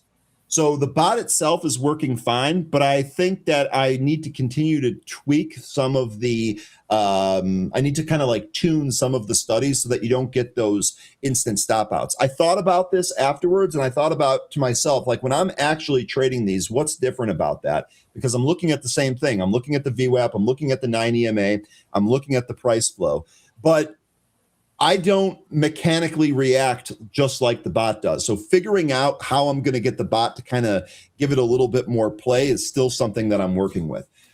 Good news is that I added a bunch of like error logging and insights. So I'm trying to get the bot to remember what it did the day before and then apply what it learned from the day before to going forward.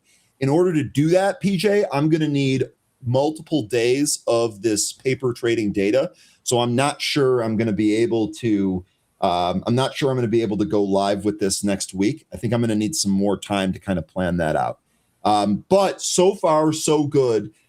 Just in terms of how it's working, I actually added some more parameters and more stocks to the fair value gap study here today. I added another strategy in there that I'm going to kind of play around with as well. So far it's going. And I also packaged it. It's actually its own little app now. So literally on my Mac, I click the little icon that I made, and it launches the app. So it's going all right, but it needs some more work. It's not ready for prime time. It's not ready to end up printing money, at least not yet. So, but we are on the case for that. Okay, sorry about the digression there. Let's get back to the movers here. 13. Next one's going to be LGCL. This is Lucas GC, and could this be our Chinese runner of the day?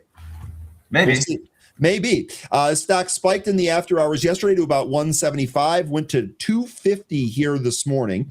Let's see what we've got here. No fresh news on this from recently, so maybe it is one of those China runners. 5.49% of the float shorted, 1 day to cover. I have a float reading here of 41.6 million, so this is kind of where it deviates from some of those other Chinese runners that we were looking at. Another thing that this deviates from is that this company actually looks like a real company. It has revenue, has cash, and it is profitable. So that's a little bit of a change from these China junkers that we usually see. But as you pointed out, there is no news. So what do? Well, we just going to trade the technicals on this one. And for that, I've got resistance, multiple levels of resistance. But it seems like they're every 20 cents. You have a really good level of support resistance kick in. So from the current price, I have 180, and this is going to be resistance to the upside. I have 180 to 220 and 240. I think if you look at the different levels there, you can see how they all kind of like have those levels really stand out with the price action. And you can see from the 240 level, that's about where that's a little bit under where the highs were, but no closes up there. 220, much more price action, lots of resistance. $2 even. You have both support and resistance now on the way down. It's being resistance, and then 180. We're trying to recapture that after being rejected. So the support that we want to see here, we've already looks like we already kind of got it a little bit once. That's going to be at 160. So if we manage to hold 160, recapture. Let's see here. Recapture the 65 EMA. I think we're on track to recapture possibly 2. We just got to get past VWAP. Okay.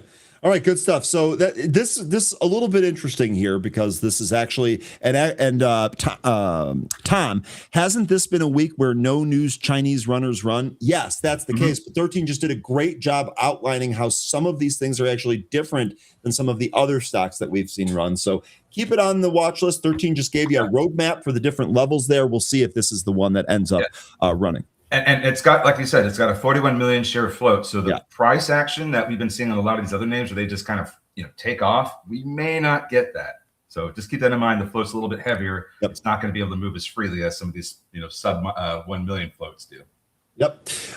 Really good stuff there. Okay, really quick. Market Sniper, Ryan, coming towards the robot way of life. Trade bot today, self-driving cars tomorrow. Market Sniper, I see what you're doing there, but I don't think so. Crispy Biscuit, Ryan, make us a YouTube video on the AI paper trading venture. I will, but I want to have more definitive answers. Like right now, I'm still in a testing phase. It's definitely not ready, and I'm still gathering data. So when I have something more complete that will actually be useful to you, I will consider doing that. This has been an extremely fun project that has pretty much dominated all of my free time. Joe was mentioning when I was talking about where I see the market going, and when these stocks start turning around. He did put a message out here that I should have also mentioned. This market's still very headline driven. So if there's a message from a Truth Social post from Trump saying the war is over, and that's something that could cause the market to rip, even if it's true or not. So this market is we are still subject to headline risk. So anything that's positive or negative could create that volatility immediately, and that's just not part of the seasonality I was talking about. I'm only referring to things that have typically happened in the past, as far as the market goes during the midterms, and that's usually what we've seen. Lots of usually a drawdown, throughout the year, and then things improve later on once the midterms are over. Yep. So all right, really good stuff. Okay, 13. What was the next one that you had on your list? EHGO. EHGO. Looks like the chat is talking about that as well. This is Ishalgo. We've traded this one recently. Look, so is this a Chinese runner? No news? Come on, news load faster so 13 doesn't answer me too quickly. Yes, it is. Okay, perfect. So I was just kidding there, 13. So all right, impulse move right off the open of the pre-market to 310. 90 or 80% retracement of that, move back higher on higher volume through the VWAP, right up to the same resistance level. Looks like this stopped at 313. I can't help it, but I am going to draw a short little trend line here because we'll see. Okay. Quick peek at the short interest on this name. 5.91% of the float is shorted. 1 day to cover. A float on this 2.46 million, so way closer to the wheelhouse that we've had on some of these. 13, what do you think here? EHGO. And actually, I'm going to step away for a sec. I'll be right back. Okay. So right now we're getting a series of upper shadows, which is kind of concerning because when we see these long wicks here at the top, that's usually an indication that sellers are really stepping in and trying to push the price back down. Now, we're still above VWAP, and we haven't really given up certain levels yet, and we still have a minute left in this candle, so there could be an influx of volume that takes this up to 310, maybe higher. But this company is moving on no news. It's got 2.4 million shares in the float. When I looked at their fundamentals, it's not a really great sight. They have, they do have revenue, but it's declining revenue every quarter. It seems like they make less money. They do have some cash, and as I was saying about the declining revenue, they're now not profitable. So things aren't seemingly going well for this company right now. But this is getting pretty extended here. I do think that if we cannot breach 310 here in this current candle, we may see this come back in towards VWAP. I don't know about a knife, though it could certainly happen. I think coming down to VWAP and maybe 250 would be the spots I'd look at on a quick move down. We should get some support there. But if we don't, then the 65 EMA is going to be next. So that's all I've got for EHGO. We'll see what happens with the remainder of this candle, but it looks like it's still trying to push higher for the moment. Okay, good stuff there. EHGO. Did you have anything? Oh, GEM, right? JEM? Yeah, they had no news. It's 574,000 shares in the float. That's why I thought it was interesting. Maybe it gets pushed around. Looks like it already has been a little bit. Yeah. Okay. And this is a Hong Kong, so not China, but Hong Kong, and it is beneath the VWAP. We'll see if we push through it's that. China. It's I mean, I know. I like to be precise, and it is slightly different. Okay. That's it from the movers, right? Well, actually, that's all the moves I looked at. Yeah. Okay. So ADVV, this was a big mover yesterday. This is getting action here again. Is Chris here today? Forsman? Let me know if you're here today. I'm pretty sure I saw you trading this in the after hours yesterday. If you're here, did you hold any of this into today? Because nice little reward there if that's the case. Jay Wild mentioned ZCMD. This is Zong Chao. This is one of the no news runners we had yesterday, getting another pop here, but coming back in. I don't really know that there's a whole lot going on here. Domo, this reported earnings yesterday, didn't it? Let's see. Or am I mixing that up with something else? Is that a robotics company? It should be. No, it says Domo announcement, agree to sell substantially all assets and certain liabilities to Progress Software for $400 million. So no, this was not earnings. This was a sale here. Let me see what this is, because man, we're going to be singing that song. Provides cloud-based platform that digitally connects all the data, systems, and people in an organization, giving them access to real-time data. So no, it's not necessarily a robotics company. But this is an interesting piece of news here. Well, I think the Form 8K is what we're wanting to look at, because that was the last piece of news we got yesterday. I don't see anything except there was maybe an explanation why it's moving, but it said it's an asset sale. But in that 8K, it sees that there's like I think that's the definitive agreement it's referring to. Maybe it is this. But that 8K is what the last thing that I saw there. So I was starting to look through that, and I saw definitive agreement. Yeah, I think that's what this is. Yeah, I think that's what this is. So that's gotta be it then. Progress is this company Progress. Right. Progress Software. Progress Software is buying Domo's AI and data platform, customer contracts, employees, IP, and related business assets. Domo's public parent company will remain listed under a new name and ticker after the deal closes. So, and this is why it matters. The biggest part of the NOLs, Domo has over 900 million in net operating loss carry forwards, which can potentially offset future taxable income and reduce taxes if the company can preserve them. Domo expects 246 million in cash at closing, or 484 per share. There we go. Thank you. Which it says is an 81% premium to the 30-day volume weighted average price. Okay, so this isn't going too much higher than some of the highs it's been putting in this year. Exactly. The ceiling is not too much higher than where it's from. That's my takeaway from it. Yeah. The deal still needs regulatory approvals and other closing conditions, and Domo said it expects closing before Progress's fiscal year end, November 30th. So there's your date range too on Domo. Looks like WeBuy is getting a little bit of attention. Just this was kind of sinking here towards the VWAP. It's looking like volume is expanding a little bit here. Just keeping an eye on that. Jamin, what do you think now that we covered that Domo? What do you think on it? You like it or not? And 13, you want to go? We got 6 minutes left. You want me to go back to the big chart here? We can take a look at whatever stock is moving or doing whatever before we open. Sure, we can look at anything. I did see that Barbara Electric was mentioning SpaceX being under 115. Yep. We do have a launch today. Let's see if we can get this one right. Remember last week we were supposed to get our test flight 13 launch. 13, and what time is that launch scheduled for today? Eastern time, 6:45 p.m. Okay, so after the market. Okay, interesting. Yeah. So we'll wake up tomorrow and see how the market rewards whatever happens. But nothing's changed as far as emission parameters go. They did have to replace several engines, at least two, but it seems like they they replaced more. The whole problem was when they were starting to light it last week, 4 engines didn't light. And they had an abort. So usually when you do quick shutdowns like that, can lead to some engine damage. So they replaced the ones that were problematic. They have everything back on the pad, stacked up, ready to go. So hopefully this time we'll see everything happen the way it's supposed to this time. Okay, fingers crossed for that. We'll see. And now that it's tied to Google, we'll see. All right, what else you folks want to take a look at?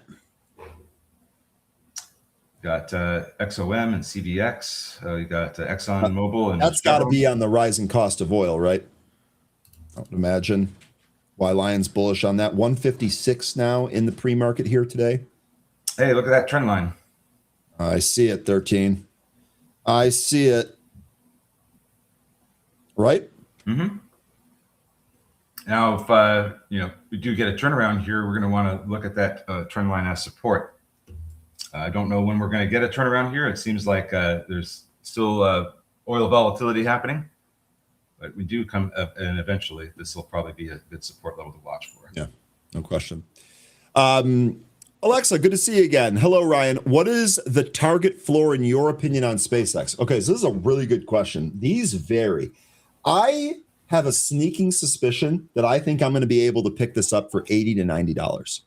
So I guess to answer your question directly, I would say that the price floor, in my opinion, is going to be somewhere between 80 and 90 bucks.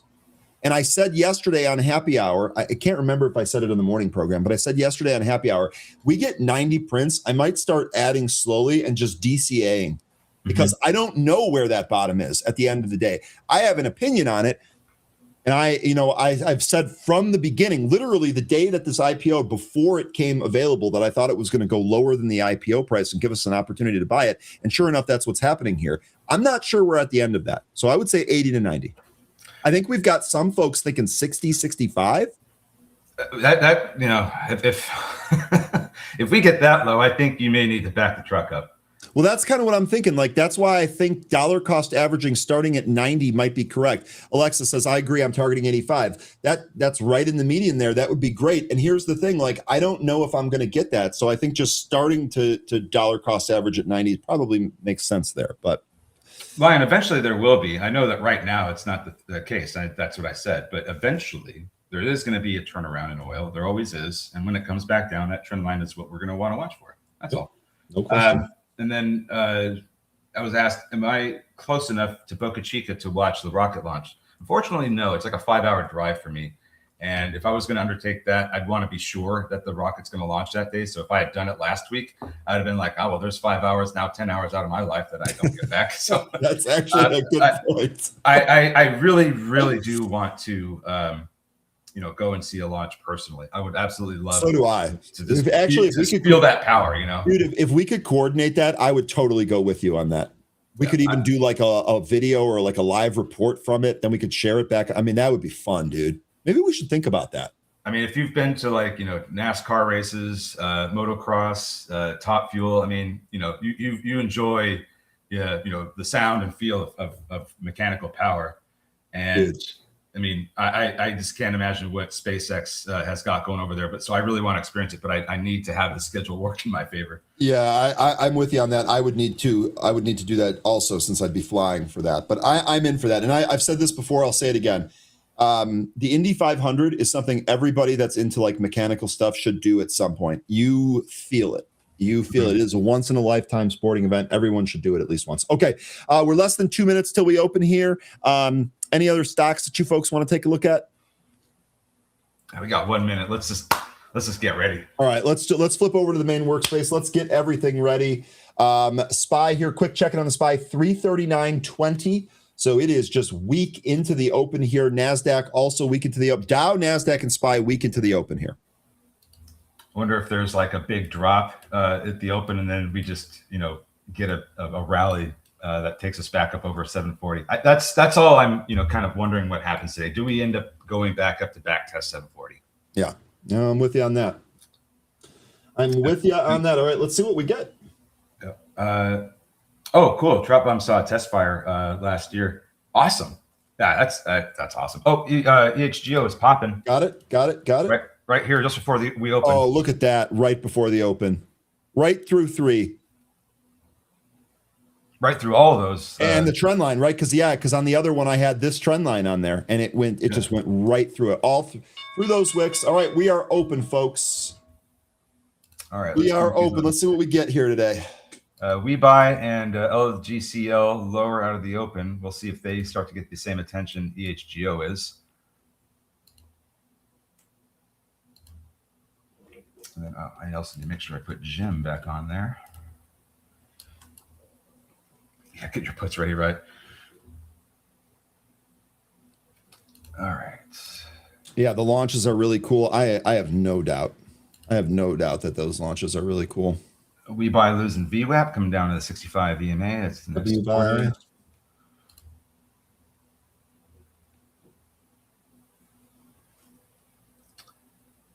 Oh, you're thinking 112 there at the 65 EMA? Maybe. For we buy? Yeah, for W buy. Sorry. Yeah, the 65 EMA was. That's just one of the other spots I was looking at as potential support.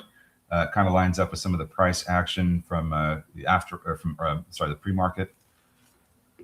Now it's climbing back over VWAP. We'll see what ends up happening here. EHGO still trying to push higher. QS, this pushed up. This reported earnings. I wonder if this goes red-green here today. Only down 3.5%. ZCMD is halted. Yeah, that halted at 930.35, by the way. Ed, which landing are we talking about here? The ones in the Indian Ocean or the ones that where the booster is caught at the tower. I got to think the one where it's caught. By the way, SPY opening move here was a little bit down out of the open, immediately into a bounce. We are approaching the 9 EMA there on the SPY. No trade on it.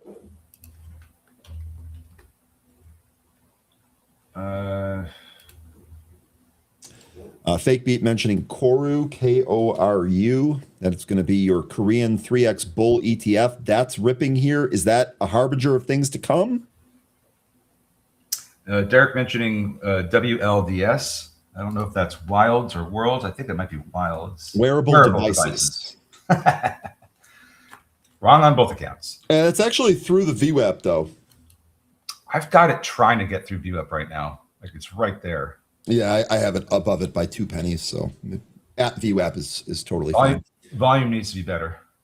I think volume needs to be better than what we're getting here because it's not really moving the stock. We're getting a pull here in EHGO. It's under 4 now. Gem lower. SPY still trading higher. That's actually going to the VWAP right now. No trade on it. Remember, I'm out of the primary trade windows for the first 5 minutes. Let's see. What are some of these other names? ADVB. We don't have Chris here yet, do we? I'm very curious to see how Chris wrapped up this trade. I know he was trading it yesterday in the after hours. SPY at VWAP, by the way.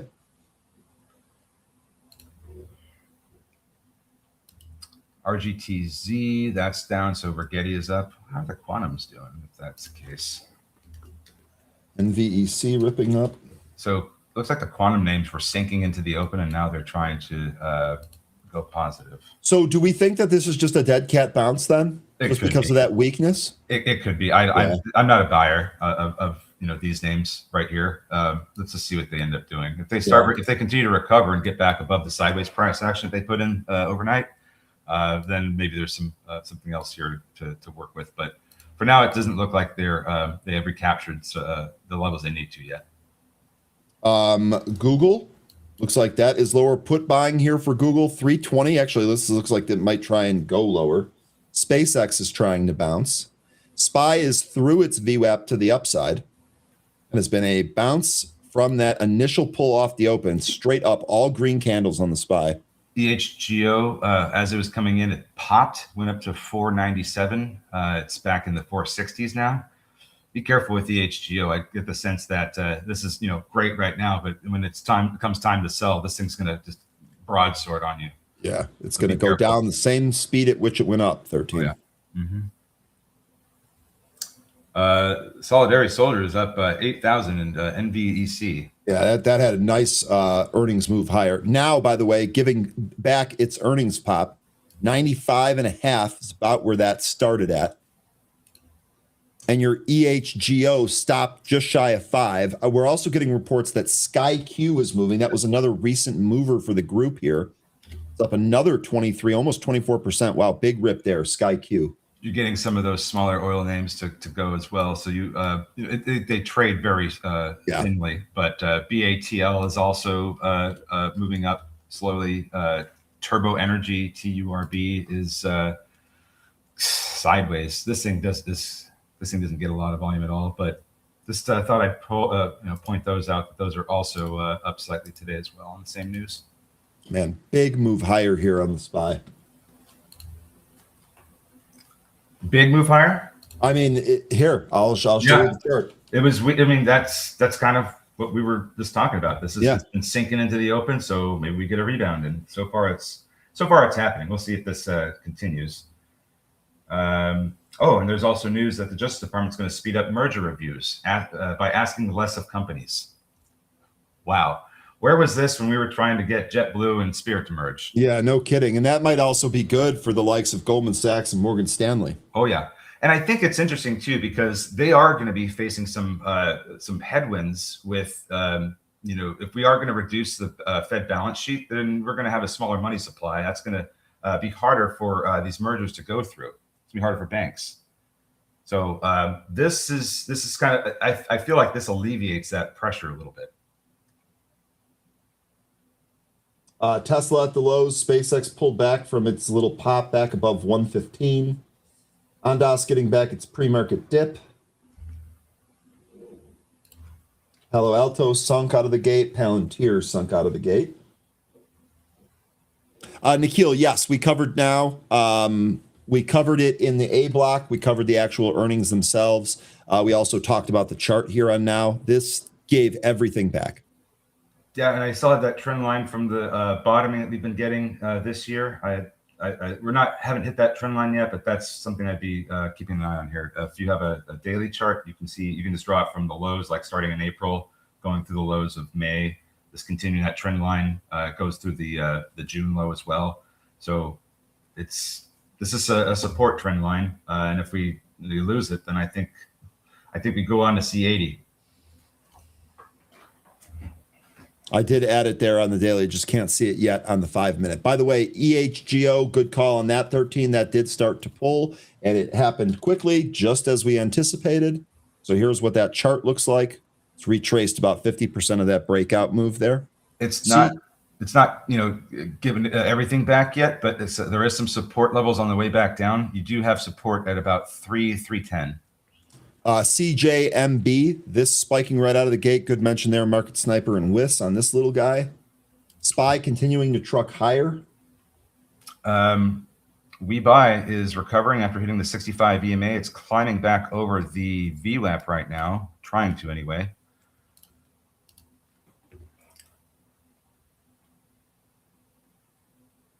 Is now going to 90 now. It looks like it could. Let's see here. Where does this trend line land us? The trend line, if we get support from the trend line, that's going to take us down to about 92. If we lose the trend line, we should see 90 and likely lower. But if we get support from the trend line, that should give us, we should see support or bottoming around 92 if that's where the support is. And then we're going to want to see higher prints the next day. But 92 right now for today, that's where the support would be if we hit the trend line. Brian, thinking ahead here, blessings of a pop to short. So are you shorting this move higher here on SPY? Oh, we're basically back to the support to pivot, by the way, on the S&P futures. We're still beneath the VWAP on S&P futures. So looking at that chart, looks like it could still go a little higher before it runs into some resistance. We buy is still climbing, running into some sellers, but it was still climbing up there. We got up to almost 140. There's a concentration of sellers at 140, so going to need some better volume to get through that. But we did get support from the 65 EMA. We turned around, made it through VWAP. Here we're just dealing with that those sellers now. So if we can't get through there, down we come. GEM halted to the downside. ZCMD still not unhalted yet after halting to the upside shortly after we opened. And EHGO halted to the downside. Yes, it just must have happened because I just now have a, okay. It happened right after you finished talking about it. But again, this just kind of this did exactly what we warned about. Yep. Right? Meanwhile, immediately pulled back that. Meanwhile, NVEC just continues to climb higher. With almost no, it's very, very thinly traded, it looks like, but it's still climbing higher. I mean, this current candle has 827 shares in it. The previous one had 30,000 and a half. That's not large amounts of volume. No, it is. But I mean, this thing is up 47%. What a move here post earnings. Well, my point is that when sellers do start to step in, it could be a pretty significant drop with this kind of volume. That's all I'm saying. Yeah, I got you. Dara says Tesla is cooked. Let's take a look and see how that's faring today. Yeah, it did. Oh wow, down 10%. And Dan, we always appreciate Happy Gilmore references around here. So tappity tap the like button sounds like a good idea. Yeah, you're not too good for your home, are you? Okay. 325 next support that I have for Tesla. Should we continue to the downside? We're getting pretty close to losing 30 RSI. We're at 31.5. We have not seen RSI under 30 since March of last year. And once we did have prints that low, we didn't stay down here for too much longer. By May, we had put in a bottom and we went on this rally that took us up to 500. almost more than a 2x from that bottoming after we hit under 30 RSI. So I don't think we'll get that same thing, but 325 looks like a good support level, and that sub 30 RSI be a good indication that we are looking for a bottom. Joby, this ripped out of the open here. We have news. Don't report until August 5th. They signed an exclusive Virgin Atlantic deal to launch UK electric air taxi service. So they're going to have routes from London to Manchester. That must be the news. That must be the reason why it's moving. LMT out of the gate. I saw that Lockheed Martin was trading up pre-market. They had now, was that on RTX's report? I don't know. They reported. Sorry, Lockheed Martin reported itself this morning. Yeah, I think yeah, so did RTX. So that's why those two are up. Likely in addition to some of the conflicts that we're seeing here in the Middle East, but they did raise their guidance. Well above the estimates. So here we are doing better. Here's Micron trying to push higher. Let's see where we go with Lockheed Martin here. Looks like 600 could be a resistance area. Ionic, getting some real good movement here out of the gate. Giving back all the downside it had in the pre-market. Didn't you say that all of quantum was doing that? It looked like a lot of quantum names were doing really well. Rigetti was up. Ionic is up. Inflection's getting there. QNT is trading up a little bit. Yep. So yeah, these names are doing well. We're still waiting. We're still waiting for ZCMD to unhalt. It's been a while. JEM just unhalted. That's lower. Let me try and get you a timestamp on that ZCMD.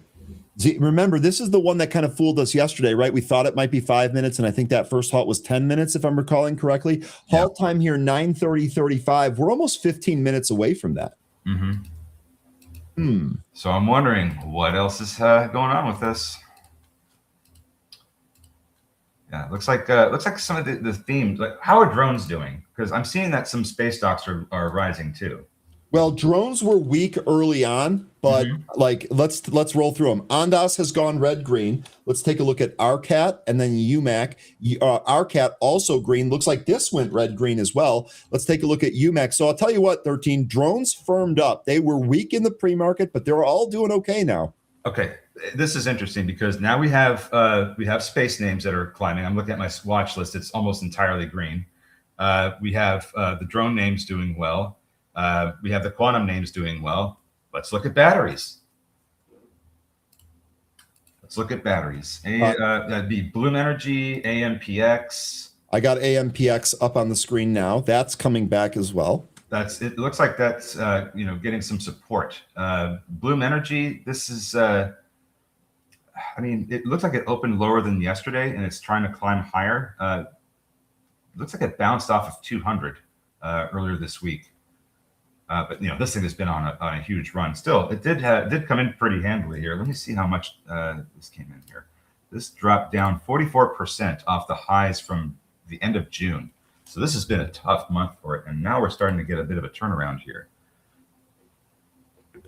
Yeah, Barb, Archer is doing great things with Anduril. We were looking at that. I watched the video, the little animation they put out. That was pretty cool. Really excited to see what comes out of that. But yeah, man, these quantum names are flying right now. MU dip and rip. Actually, my bot caught this. Actually, my bot caught a couple of things here. Ooh, interesting. So I've closed 2 trades here today, 50%, one winner, one loser. We're in Micron, we're in WDC, which is actually not doing all that well. So Micron, let's see if we can pop 1,000 here. Here's WDC. This also came back. This looks like this might go higher. That was actually our high, 1,000 with all zeros. No change. Just 1,000 was our high today. Yeah, Barb, that was a pretty cool cartoon. Yeah, Which one? the one that showcased Thunder. Oh, okay. The Archer platform. Mm-hmm.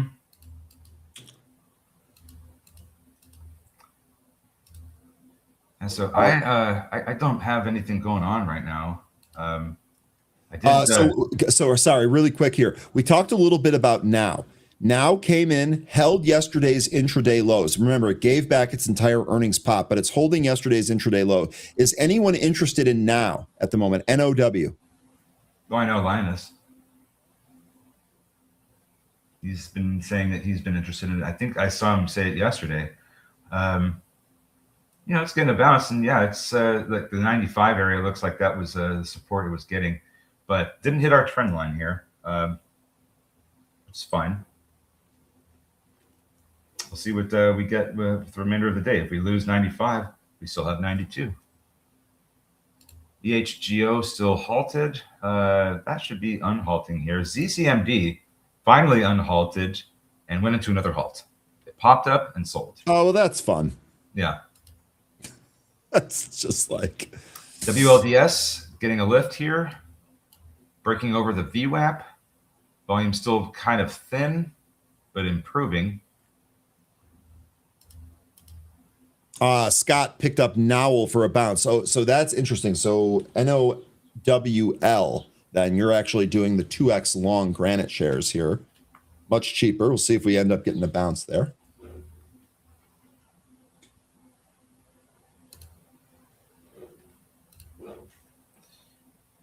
Ben, yeah, he does have, I think, Ryan, you have a bot trading for you right now, or? Yep. I'm actually in 2 open trades. I'm in Micron, I'm in WDC, and I have 2 closed trades. It took Broadcom out of the open. It took Broadcom for a $28 gain, and it stopped out of NVIDIA for a $15 loss. So we have some realized gains and 2 trades open right now, Micron, WDC. We buy really coming in now after it lost the 65 EMA.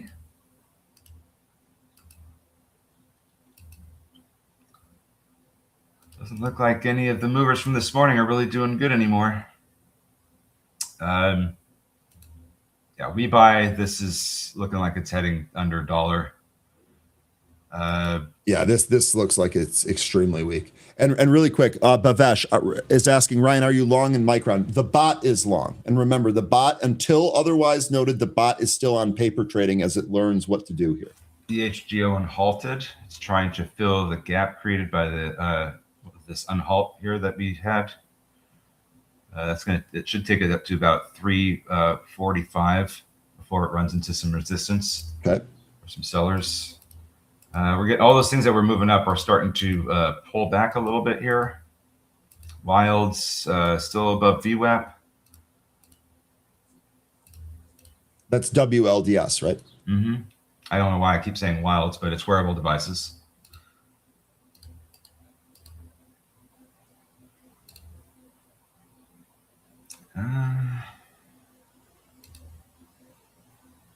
Lots of junk just kind of running, not so much the good stuff. Yeah, and actually, so we were talking about that. I was asking the group if we thought that SPY was kind of like a dead cat. Here's what the SPY intraday chart looks like. So we traded right up out of the open. Now we've kind of come back. We'll see what this ends up doing here, but so far it looks like that. So another one that I'm watching here, KRMN, Carmen Holdings. This is a KRMN. This is a one company that tests missiles and rockets. So they're very closely tied to Anduril for their testing. This looks to me like the stock is bottoming at 44 and is trying to turn around. Today we are trading above the 20-day SMA. Need to see a recapture of that. If we close above the 20-day SMA, then it'll be the first time since the 10th. And I think that could lead to some more upside here. Yeah, so I'll have to wait and see. I have a small position in this, just really interested in this one and the position that it's at right now. But they're expecting to have some really good revenue. They already have really good revenue. They anticipate it to grow. I mean, one of the most recent things they said. That got me interested in this. Let me see if I can find it. I don't think I can, but anyway, this is one that I've was taking a look at, and I thought, I'll take a stab at it. It seems like it's at a bottoming price. Maybe there's a good turnaround here, and so far I'm getting that. So we'll see. I think you're spot on with that $34 bottom too. By the way, Lion, take care of yourself. Take care, Lion. Yeah, it's 44 double bottom here. If we go down to 34, holy cow, I'm in trouble. 44. So did I say 34? I'm so sorry. It's okay. 44. What else we got? VIX going up. We also have Wolf puts. That's WULF puts getting bought into that move higher to 2050. Sky Q halted here. By the way, that was halted at 952.25 to the upside at 625. Looking at Bitcoin here.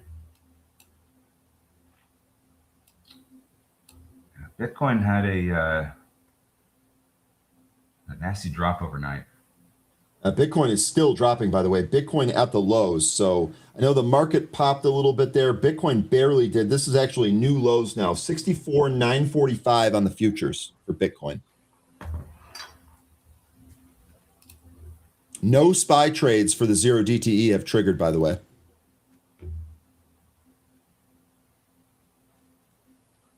Sky-Q halted.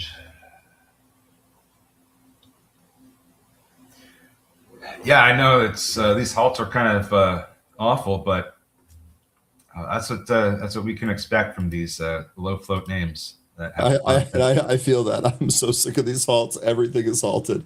I can feel that. I can totally feel that. Oh, don't look now, but Vivek's back. Oh no, really? Really? Oh yeah, Jay Wild just mentioned it too. Here we go on Vivacor. Coming up to a little bit of a supply zone from yesterday during the regular session, so about 175 to $2. We'll see what happens here if we get a rejection or if we just push through it. All right. Well, that does that thing. Let's see what else we got here. Looks like wearable devices dropped under VWAP, trying to recapture it. I think we may see those quantum names go higher. CJMB, this looks like this is back on, trying to go for those highs. Might test $3 here. CJMB, that's actually the highest volume mover at the moment. That is a massive move through the 200-day SMA, and this thing is quite extended.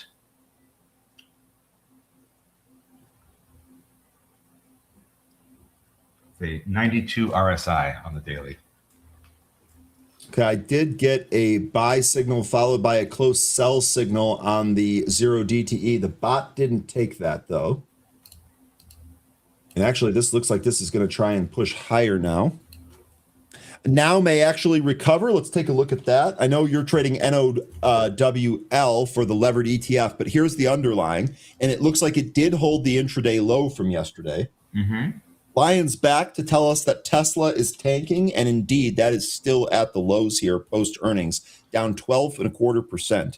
Actually, it looks like the lows are not done yet. Go ahead. With now, if we do continue higher, we're going to have resistance at 100. That's the next spot, I think, because we opened at 100 and then just proceeded to go down. So $100 looks like the resistance area to watch out for with this ServiceNow upside. Okay, I'm seeing Marvell calls get bought here. And that was considerable amount. These are the 260s. Wow. So that was the 260s that expire in September. Trader bought 446 of them, paid almost $800,000. That is a bullish bet, Marvell. 260 calls for September. And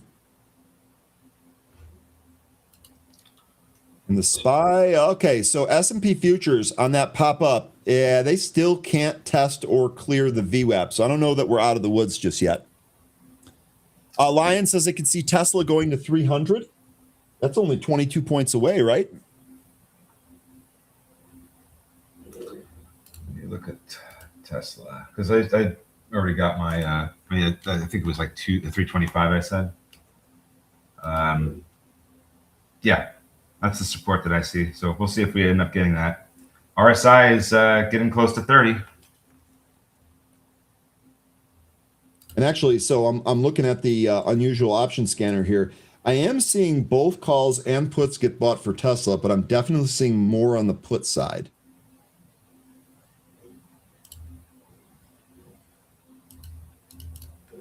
Vivek's still climbing. Yeah, it is. Looking for 2. Yes, it is. SPY dipping. So that little bounce there very quickly met with more selling pressure.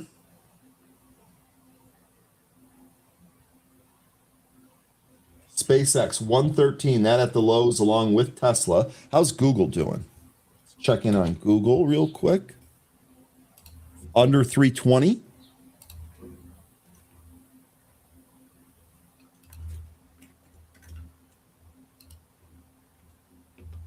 A couple of other strategic positions that Google has is also an ARM and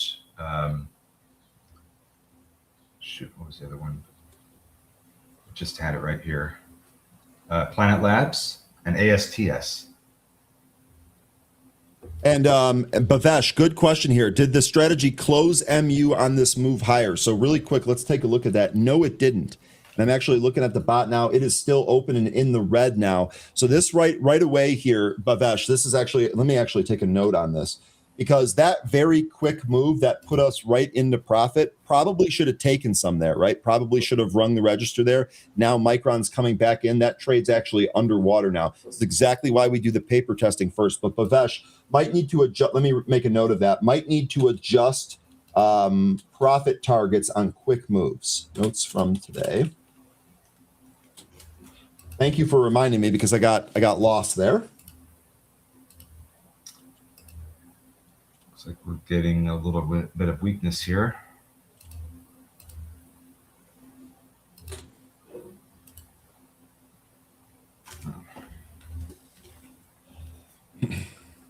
Back under 740 in the SPY. Yeah, and that actually, look here, let me bring up the SPY chart here. SMCI, this is actually higher. Let's take a look at the SPY real quick and see what we can discern from that. So we basically, so we're basically right at the low in here. This is what I wanted to see if we end up breaking this candle. We did peak beneath it.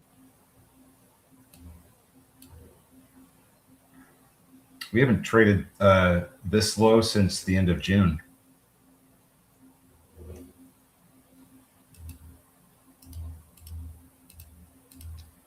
Okay, some of these names really starting to come in now.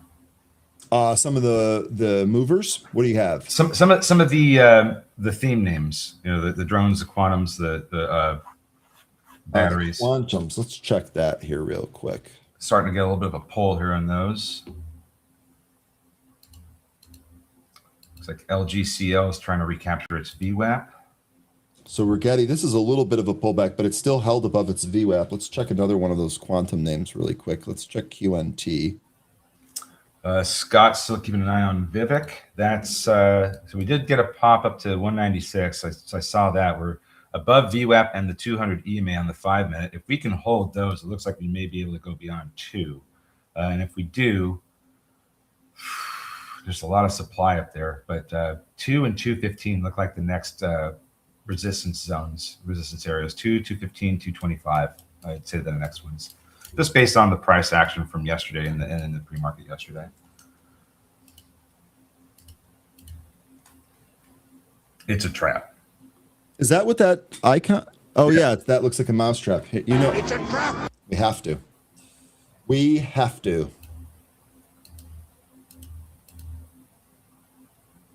What's it going to be? Actually, the bot opened 2 more trades, another one on MU. Okay, so I definitely have to adjust that logic.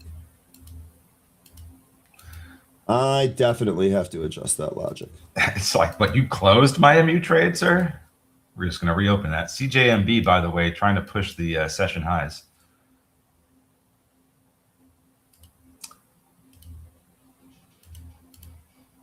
Interesting.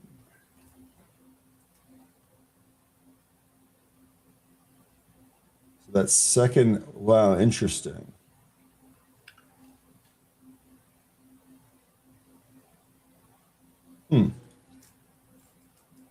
Oh, I'm going to have some fun tonight adjusting some of this logic. Okay. Lion says, Ryan, I'm going long WDC. Let's take a look at that. That's actually one of them that my bot has open that it's getting smoked on. So here it is. Here's WDC. You're going long here for today, it looks like.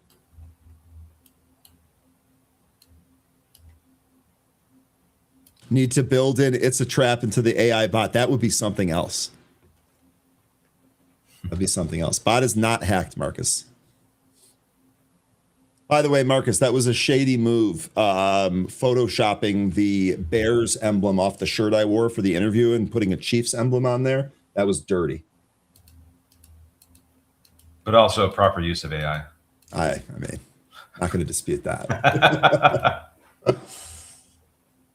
I can't wait to see what this this football season is going to bring in terms of the banter and the memes. Yeah, it should be a fun one. We're going to have more tools at our fingertips.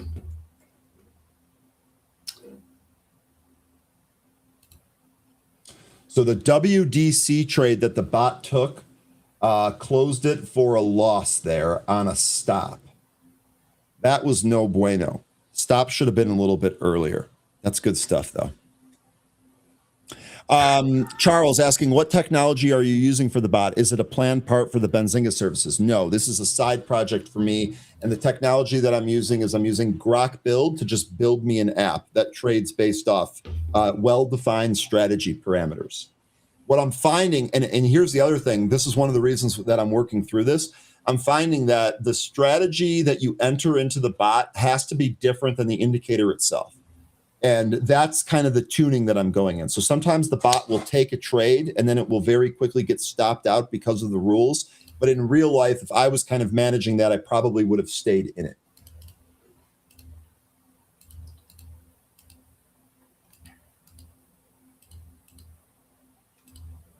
It actually looks like it's taking too many trades. That's the other thing. So it's like a real trader. Yeah, I do. Well, it suffers from that's. It's interesting that you mentioned that. It suffers from the same problems as a real trader. Like it definitely suffers from over trading. I should probably put some more guardrails into that. You need a FOMO subroutine. A FOMO subroutine. Oh man, I might even name it that and throw it in there. This is actually really, really good data. I'm getting a lot better data today than I was yesterday. Some interesting names moving here this morning. LASE, this is up almost now 9%. A junker that we traded earlier in the week, Hi Ho, is up 7%.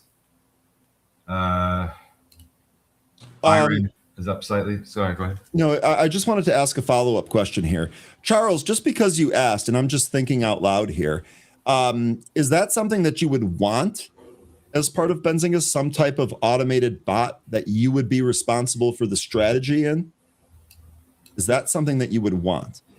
Trey saying, what paper trading broker are you using? Well, I'm not using a broker, right? It's doing its own paper trading, but it's using the Schwab API, the real-time Schwab API. So I guess you would say it's using Schwab or Thinkorswim as the paper broker.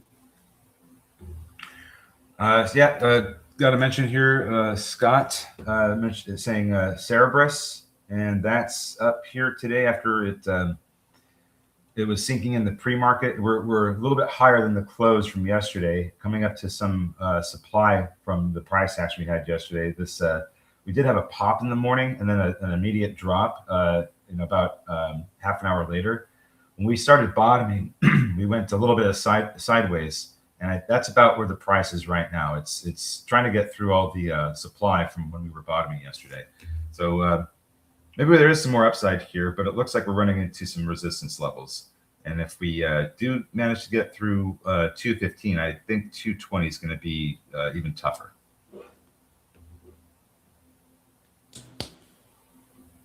Thing is, wild price discovery on Cerberus. Look at this move yesterday, 13. Yeah, that's what I was just referring to. Yeah, Big move up and then a yeah. drop. A half an hour later, that took us right back down to near the support from the day before. And I still feel like today we're still trying to discover what range it actually likes in here.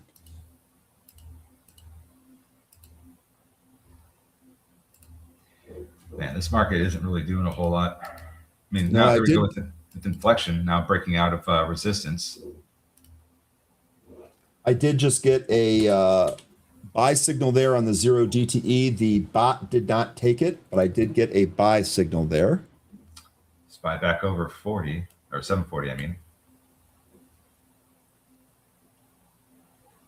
With that 740.79 previous all-time high is still providing resistance. It's still a support resistance level. Yeah, see, Charles, that's kind of the phase that I'm in. So this is interesting. I might be interested in a production bot if it could connect to Thinkorswim, which it can, and it would have full control over the rules. You'd have full control over the strategy and the risk management rules. Yes, that would absolutely be a part of it. It would need a lot of testing. That's exactly where I'm at right now, man. We are testing it. We are testing it. And that one WDC trade that it took, that closed it at a kind of a nasty loss there. So again, definitely needs some more tinkering there. But we're still in the MU trade. That trade is good. That trade is green. Also, the second WDC trade is also green. Yeah, and Vivacor is still on the move here. We haven't gone back up to the 196 high that we put in about 10 or 11 minutes ago, but we're starting to move back up in that direction, just kind of slowly. CGAMB is now selling at lost VWAP. CJB. Looks like some of these are pulling. Some of the names that they're removing, the theme names.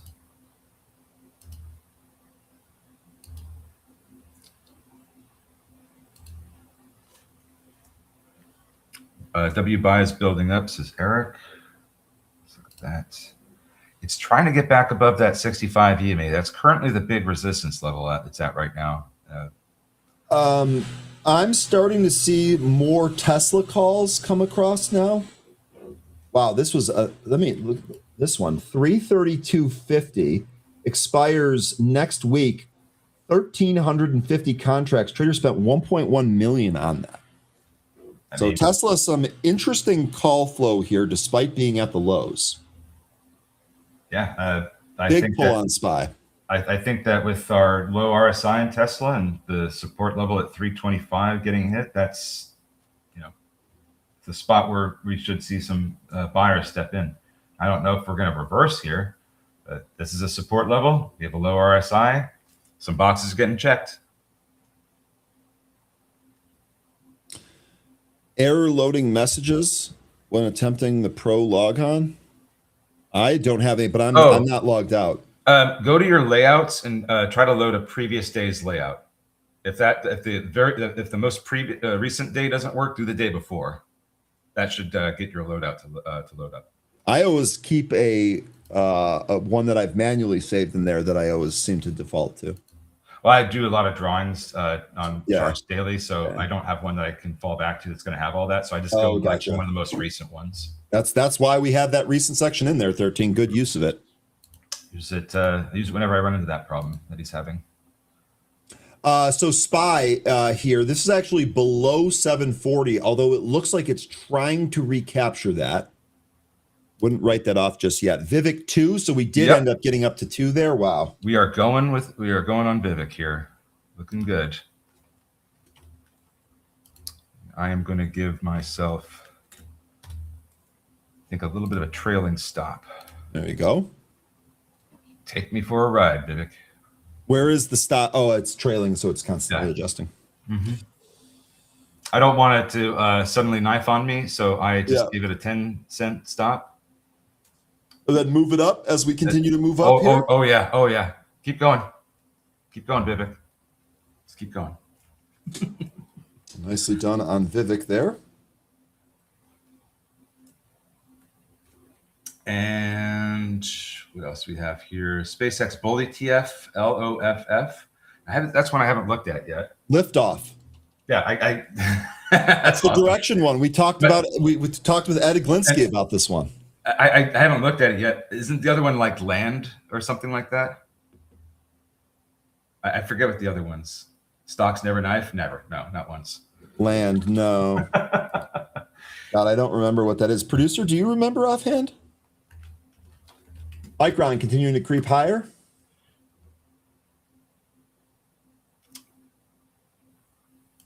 All right, and I'm stopped out now. That was a fun little ride I went on with Vivek. Nice job on that, by the way. Nice. And it might go higher, but this market's really, really concerning right now. SPY looks like it's trying to get back above its 9 EMA, but struggling. S&P futures still holding near the day low. Micron making another move towards 1,000.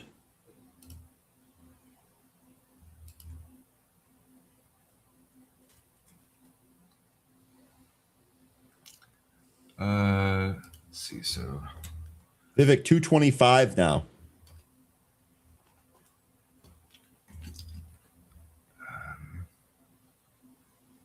That's still going 230. Oh wow, look at that! This big old move. Did get a buy indicator here on the 0 DTE. I tried that. Bot didn't take that though. No. And look at that pull back down on Vivek after we hit 245. That would have stopped me out there too if I had a larger trailing stop.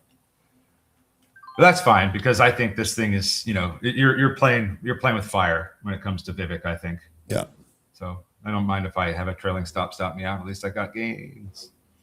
Micron needs a lot of buyers to break 1,000. Yeah, and we'll see if we end up getting that. And also, so that SPY looks like that traded up towards the VWAP, kind of got stopped right at the VWAP. Well, it's not breaking down. It's actually holding that 9 EMA. We'll see here on SPY. It looks like it's doing its best to hold 740. That's my read on it anyway.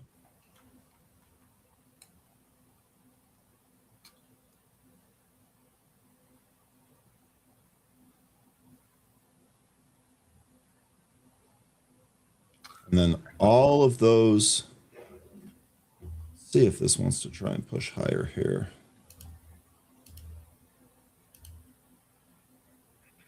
We'll see there on SPY. Let's see. Well, nope, stopped out of the trade there on SPY. So that didn't work. Okay, well, that's why we try to listen to the bot. Quantum names selling. I'm keeping an eye on RGTZ. I did do one trade in this already. RGTZ, huh? Yeah, but because the quantum names were rallying, and when they were rallying as they were, I was like, well, there's going to be some kind of reversion at some point here. And as soon as RGTZ started to, or Rigetti started to look like it was running out of steam, that's when RGTZ trade was on for me. So I don't have it right now because it still looks like this is like putting in a bear flag. So I don't want to be on the wrong side of this if this does end up coming back down and going under 5. But we'll see what happens. I was just looking to play that bounce there, and I got a good portion of that. So. Okay, nice job. So that's all there. Just these quick little trades here this morning. SkyQ, that retraced about 50% of its move higher. Vivek still holding higher here, interestingly enough. That was a good one, 13. Thanks. Wow, we did get to 260. Take care, Barb. See you, Barb. Pushers will just be, yeah. And so I don't know. Vivek looks like it's still holding here above VWAP, so maybe this does end up going higher. But I enjoyed the ride, so I'm good for now. Besides, it's getting close to 10:30. Oh my God, it is. This show flew by. Where does the time go? Gem, one of the junkers that we were looking at today, that's back above VWAP, looking to break into new session highs. Got to get above that 539 VWAP. No problem, Whipcoin. If you manage to get a little piece out of that, well done. Well done indeed. Well done indeed. CJMB is still coming in. It's getting some support from some of the smaller EMAs, the 9 and the 15. But I think the next candle or two, we're going to need to see this turnaround and move back up towards VWAP, or else this comes in even more. Hey, Alan, we appreciate the feedback there. Thanks for all the kind words here. Thank you.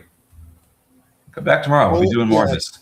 Yeah, absolutely. And always let us know what we can do to make it better too. Mm-hmm. Not opposed to trying new things here. It's funny. Every time I look over at ZCMD, it's halted, and I think it's still the same halt. But then I look at the chart, and I just see that it's just been a halt fest all day. I was going to say, it just feels like the stock's nothing but halted. Yeah, this is. Look at this thing. Ugh. This stock's annoying. Yeah, that's what it is. No doubt. No doubt. Okay, so we are running into a little bit of resistance with GEM up at that area you had mentioned. It's hasn't turned around yet, but it's certainly not great volume. And do we see some of these quantum names reversing? RGTZ dealing with a red candle right now. So just kind of wondering if we're going to get that resolution of some more downside with this formation that we have here on the intraday chart. Now still on the scanner. Ooh, now do we? Hey, so Eric, you were looking at this one earlier, right? So we held yesterday's intraday low. We traded back up to the VWAP. We chopped around a little bit. This looks like this is going to try and push higher. Maybe a recapture of 100. How are you doing on the NOWL trade? Is that looks the same? Sorry, go ahead. GEM new highs. Remember, the company's name is 707 Cayman Holdings Limited. And it's a Hong Kong name. Understand what you're trading, but it is putting in a new session high. That's all I'll say. Yeah, I will keep sharing it, Marcus. This is a project that I am extremely into. And I would be lying to you guys if I didn't say, like, I feel like I am on the right track. Like, being able to have this thing execute strategies just mathematically, I feel like the hurdle that I need to get over is the tuning of some of those rules. Like today we had some poor entries and quick moves down, and it might have overtraded a little bit. So I could probably put some more guardrails on that just to kind of slow it down. But I love that it's picking up things and going after them. So I'll keep updating you. And again, it's not ready for prime time, but when it is, I will let you know. And if it's helpful for you folks, I can do some explainers on it. Is your bot on Hugging Face? No, I have no idea what that's a comment from Lion, so I take it with a grain of salt. No, it's a comment I was reading from from Marcus. Your bot Hugging Face. No, I thought it was funny because the whole OpenAI thing. Yeah, the whole OpenAI deal. The agent that apparently went rogue and found a vulnerability that allowed it to escape and start hacking other companies like Hugging Face. I mean, it's kind of a double-edged sword. Going rogue, just to throw that out there. I definitely don't want this going rogue. Well, I see. They say it went rogue, but the thing is that it found a vulnerability and it exploited it, which I think is very useful, because if these agents are able to do that, then they don't need these white hat hackers helping with that. And it allows these vulnerabilities to be identified much sooner than the bad actors can find them. So I think that's a good sign there. Vivek, are we getting more upside here? 260. So we've got two wicks that took us up to 260 and stopped us there. Yeah, that's So this the 260 area looking like could be tough, but we'll see. They're not in this anymore. It was a fun little ride up to the that I took earlier, but. 13, that was, that initial move there, it seemed, just as you were kind of walking through it, it seemed like that was fairly predictable. Now, I think there's more uncertainty with the area that we're in. So I think you picked the right time to actually trade that move. That first push higher, that was the time to go after it. And it was a little bit of a breakout too. I wasn't sure how high I was going to go, so I didn't want to set limit orders and not have them get hit. I think the trailing stop was probably the best way for me to go. There probably could have been a better way I could have done it, but I think just in the moment I was like, let's just put a trailing stop up there so I don't have to closely manage this. Yeah, I was going to say you don't have to babysit it. You just kind of let it do its thing, right? Yeah. The bot is not listening to you. What's that? Just listening to what Lion is saying. It's Oh no, we're just bantering. By the way, look at Vivek coming in, yeah, and look at EHGO, which we talked about. This thing came all the way back to the trend line and actually lost it. and there's Vivek losing VWAP and coming back down to earth. So we should be having the same thing there on Vivek. WBuy, this is curling back towards its VWAP. What else is on here? You have some work being done over there. Yeah, can you hear it? Sorry, I can mute. Only when you speak we can hear it. That's not good either. Actually, I think it's just landscaping work.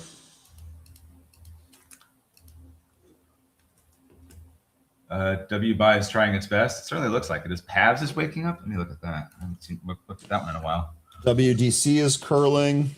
Micron, hey, we might be okay yet in this. Micron going for 1,000. Yeah, Wes, what do you mean it's waking up? This thing is already woken up, had its coffee, and is now halted to the upside. Holy cow. Let's see, where are we at with this right now? So kind of in some, okay, so we're kind of in a supply area that was established back in earlier this month. Look at the daily chart here. Because we are in a bit of a sideways area. Wow, this thing get a massive reverse split or what? Let me just zoom in here. On Earth. Okay, so yeah, looks like we're in some consolidation from earlier this month, the 8th to the 13th, and that's currently where we're halted at. So we could see some resistance here. If we manage to get through this, then the next resistance I see is going to be closer to 750. That's PAVS.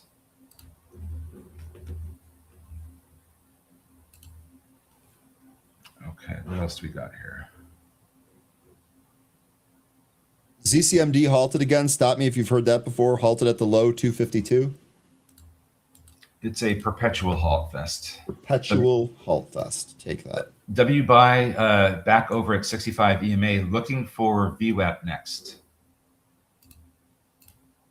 Lion says, Ryan, we need to take 1035 for the bull to be in full charge. That's on Micron. Past head and shoulders will be no good. That would be a really good invalidation then, wouldn't it, Lion?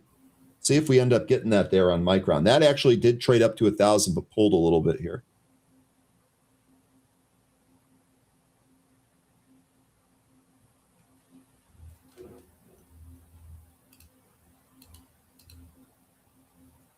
Shall go down to the 65 EMA.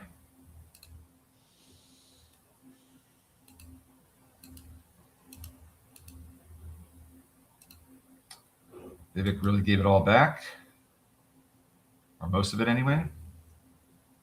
You know, just kind of looking at how Vivek behaved the other day, like this should have been expected from the move on Tuesday, right? Like huge move, but it literally gave almost everything back. Wouldn't be surprised if it does it again.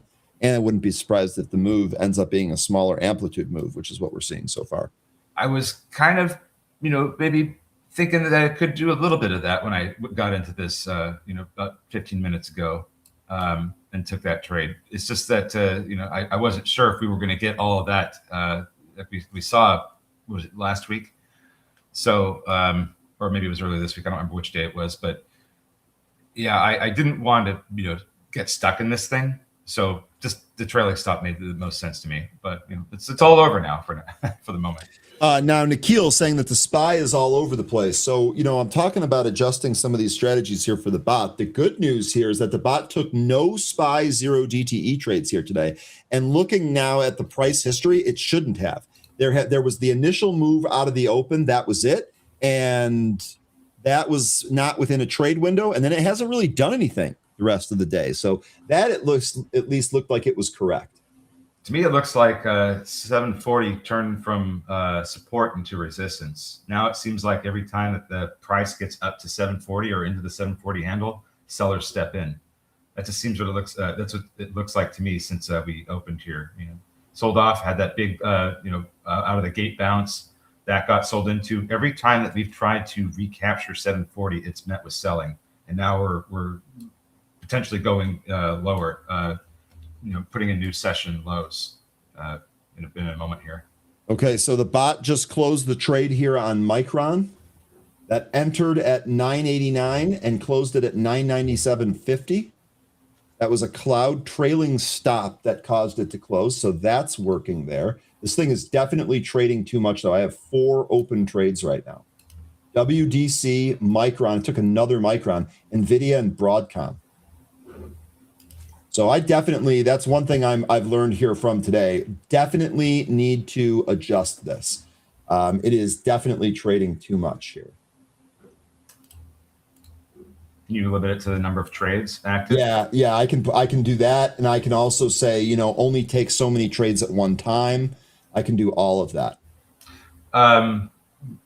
Broadcom, since you brought it up, this is, you know, having a fight with its 50-day SMA. It's been ever since it lost this level back in the beginning of June.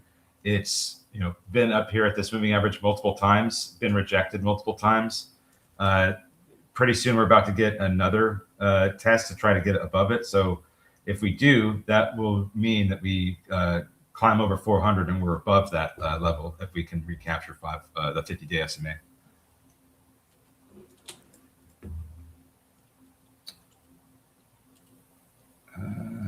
Ever buy TMF? What's TMF? Oh, the bull shares, the 3X bull shares. I have not.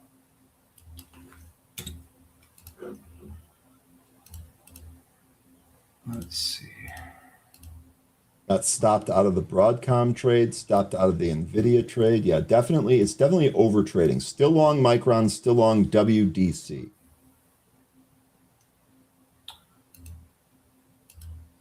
Is there anything that looks good? I'm not seeing anything that really looks like it's worth jumping into at the moment. No, it looks like a lot of indecision, 13. Mm-hmm. Look, that's to me like the overall thing that I get here. Indecision. And, you know, if that's the case, fine. I'll just take my ball and go home. Well, it is about that time.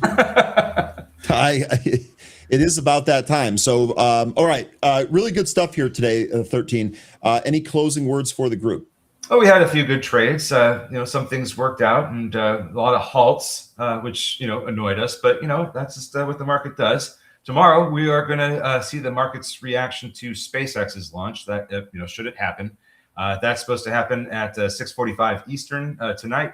If there is no launch, or if something happens that is not within the mission parameters, like an unscheduled rapid disassembly, then we should see some more downside tomorrow in the broader market. But we'll just see what happens then. So stay tuned. Tune into the launch, and we'll see you all tomorrow. Take care. Goodbye. All right. Really good stuff here. Again, 13. We will see you tomorrow. Have a good one. All right, folks, we're out of time here for today, but we will be back at this again tomorrow. Make sure you have a great rest of your Thursday. If you're playing Intel for earnings tonight, good luck. Stay green, stay safe, stay focused. We'll catch you tomorrow. Take care, everybody.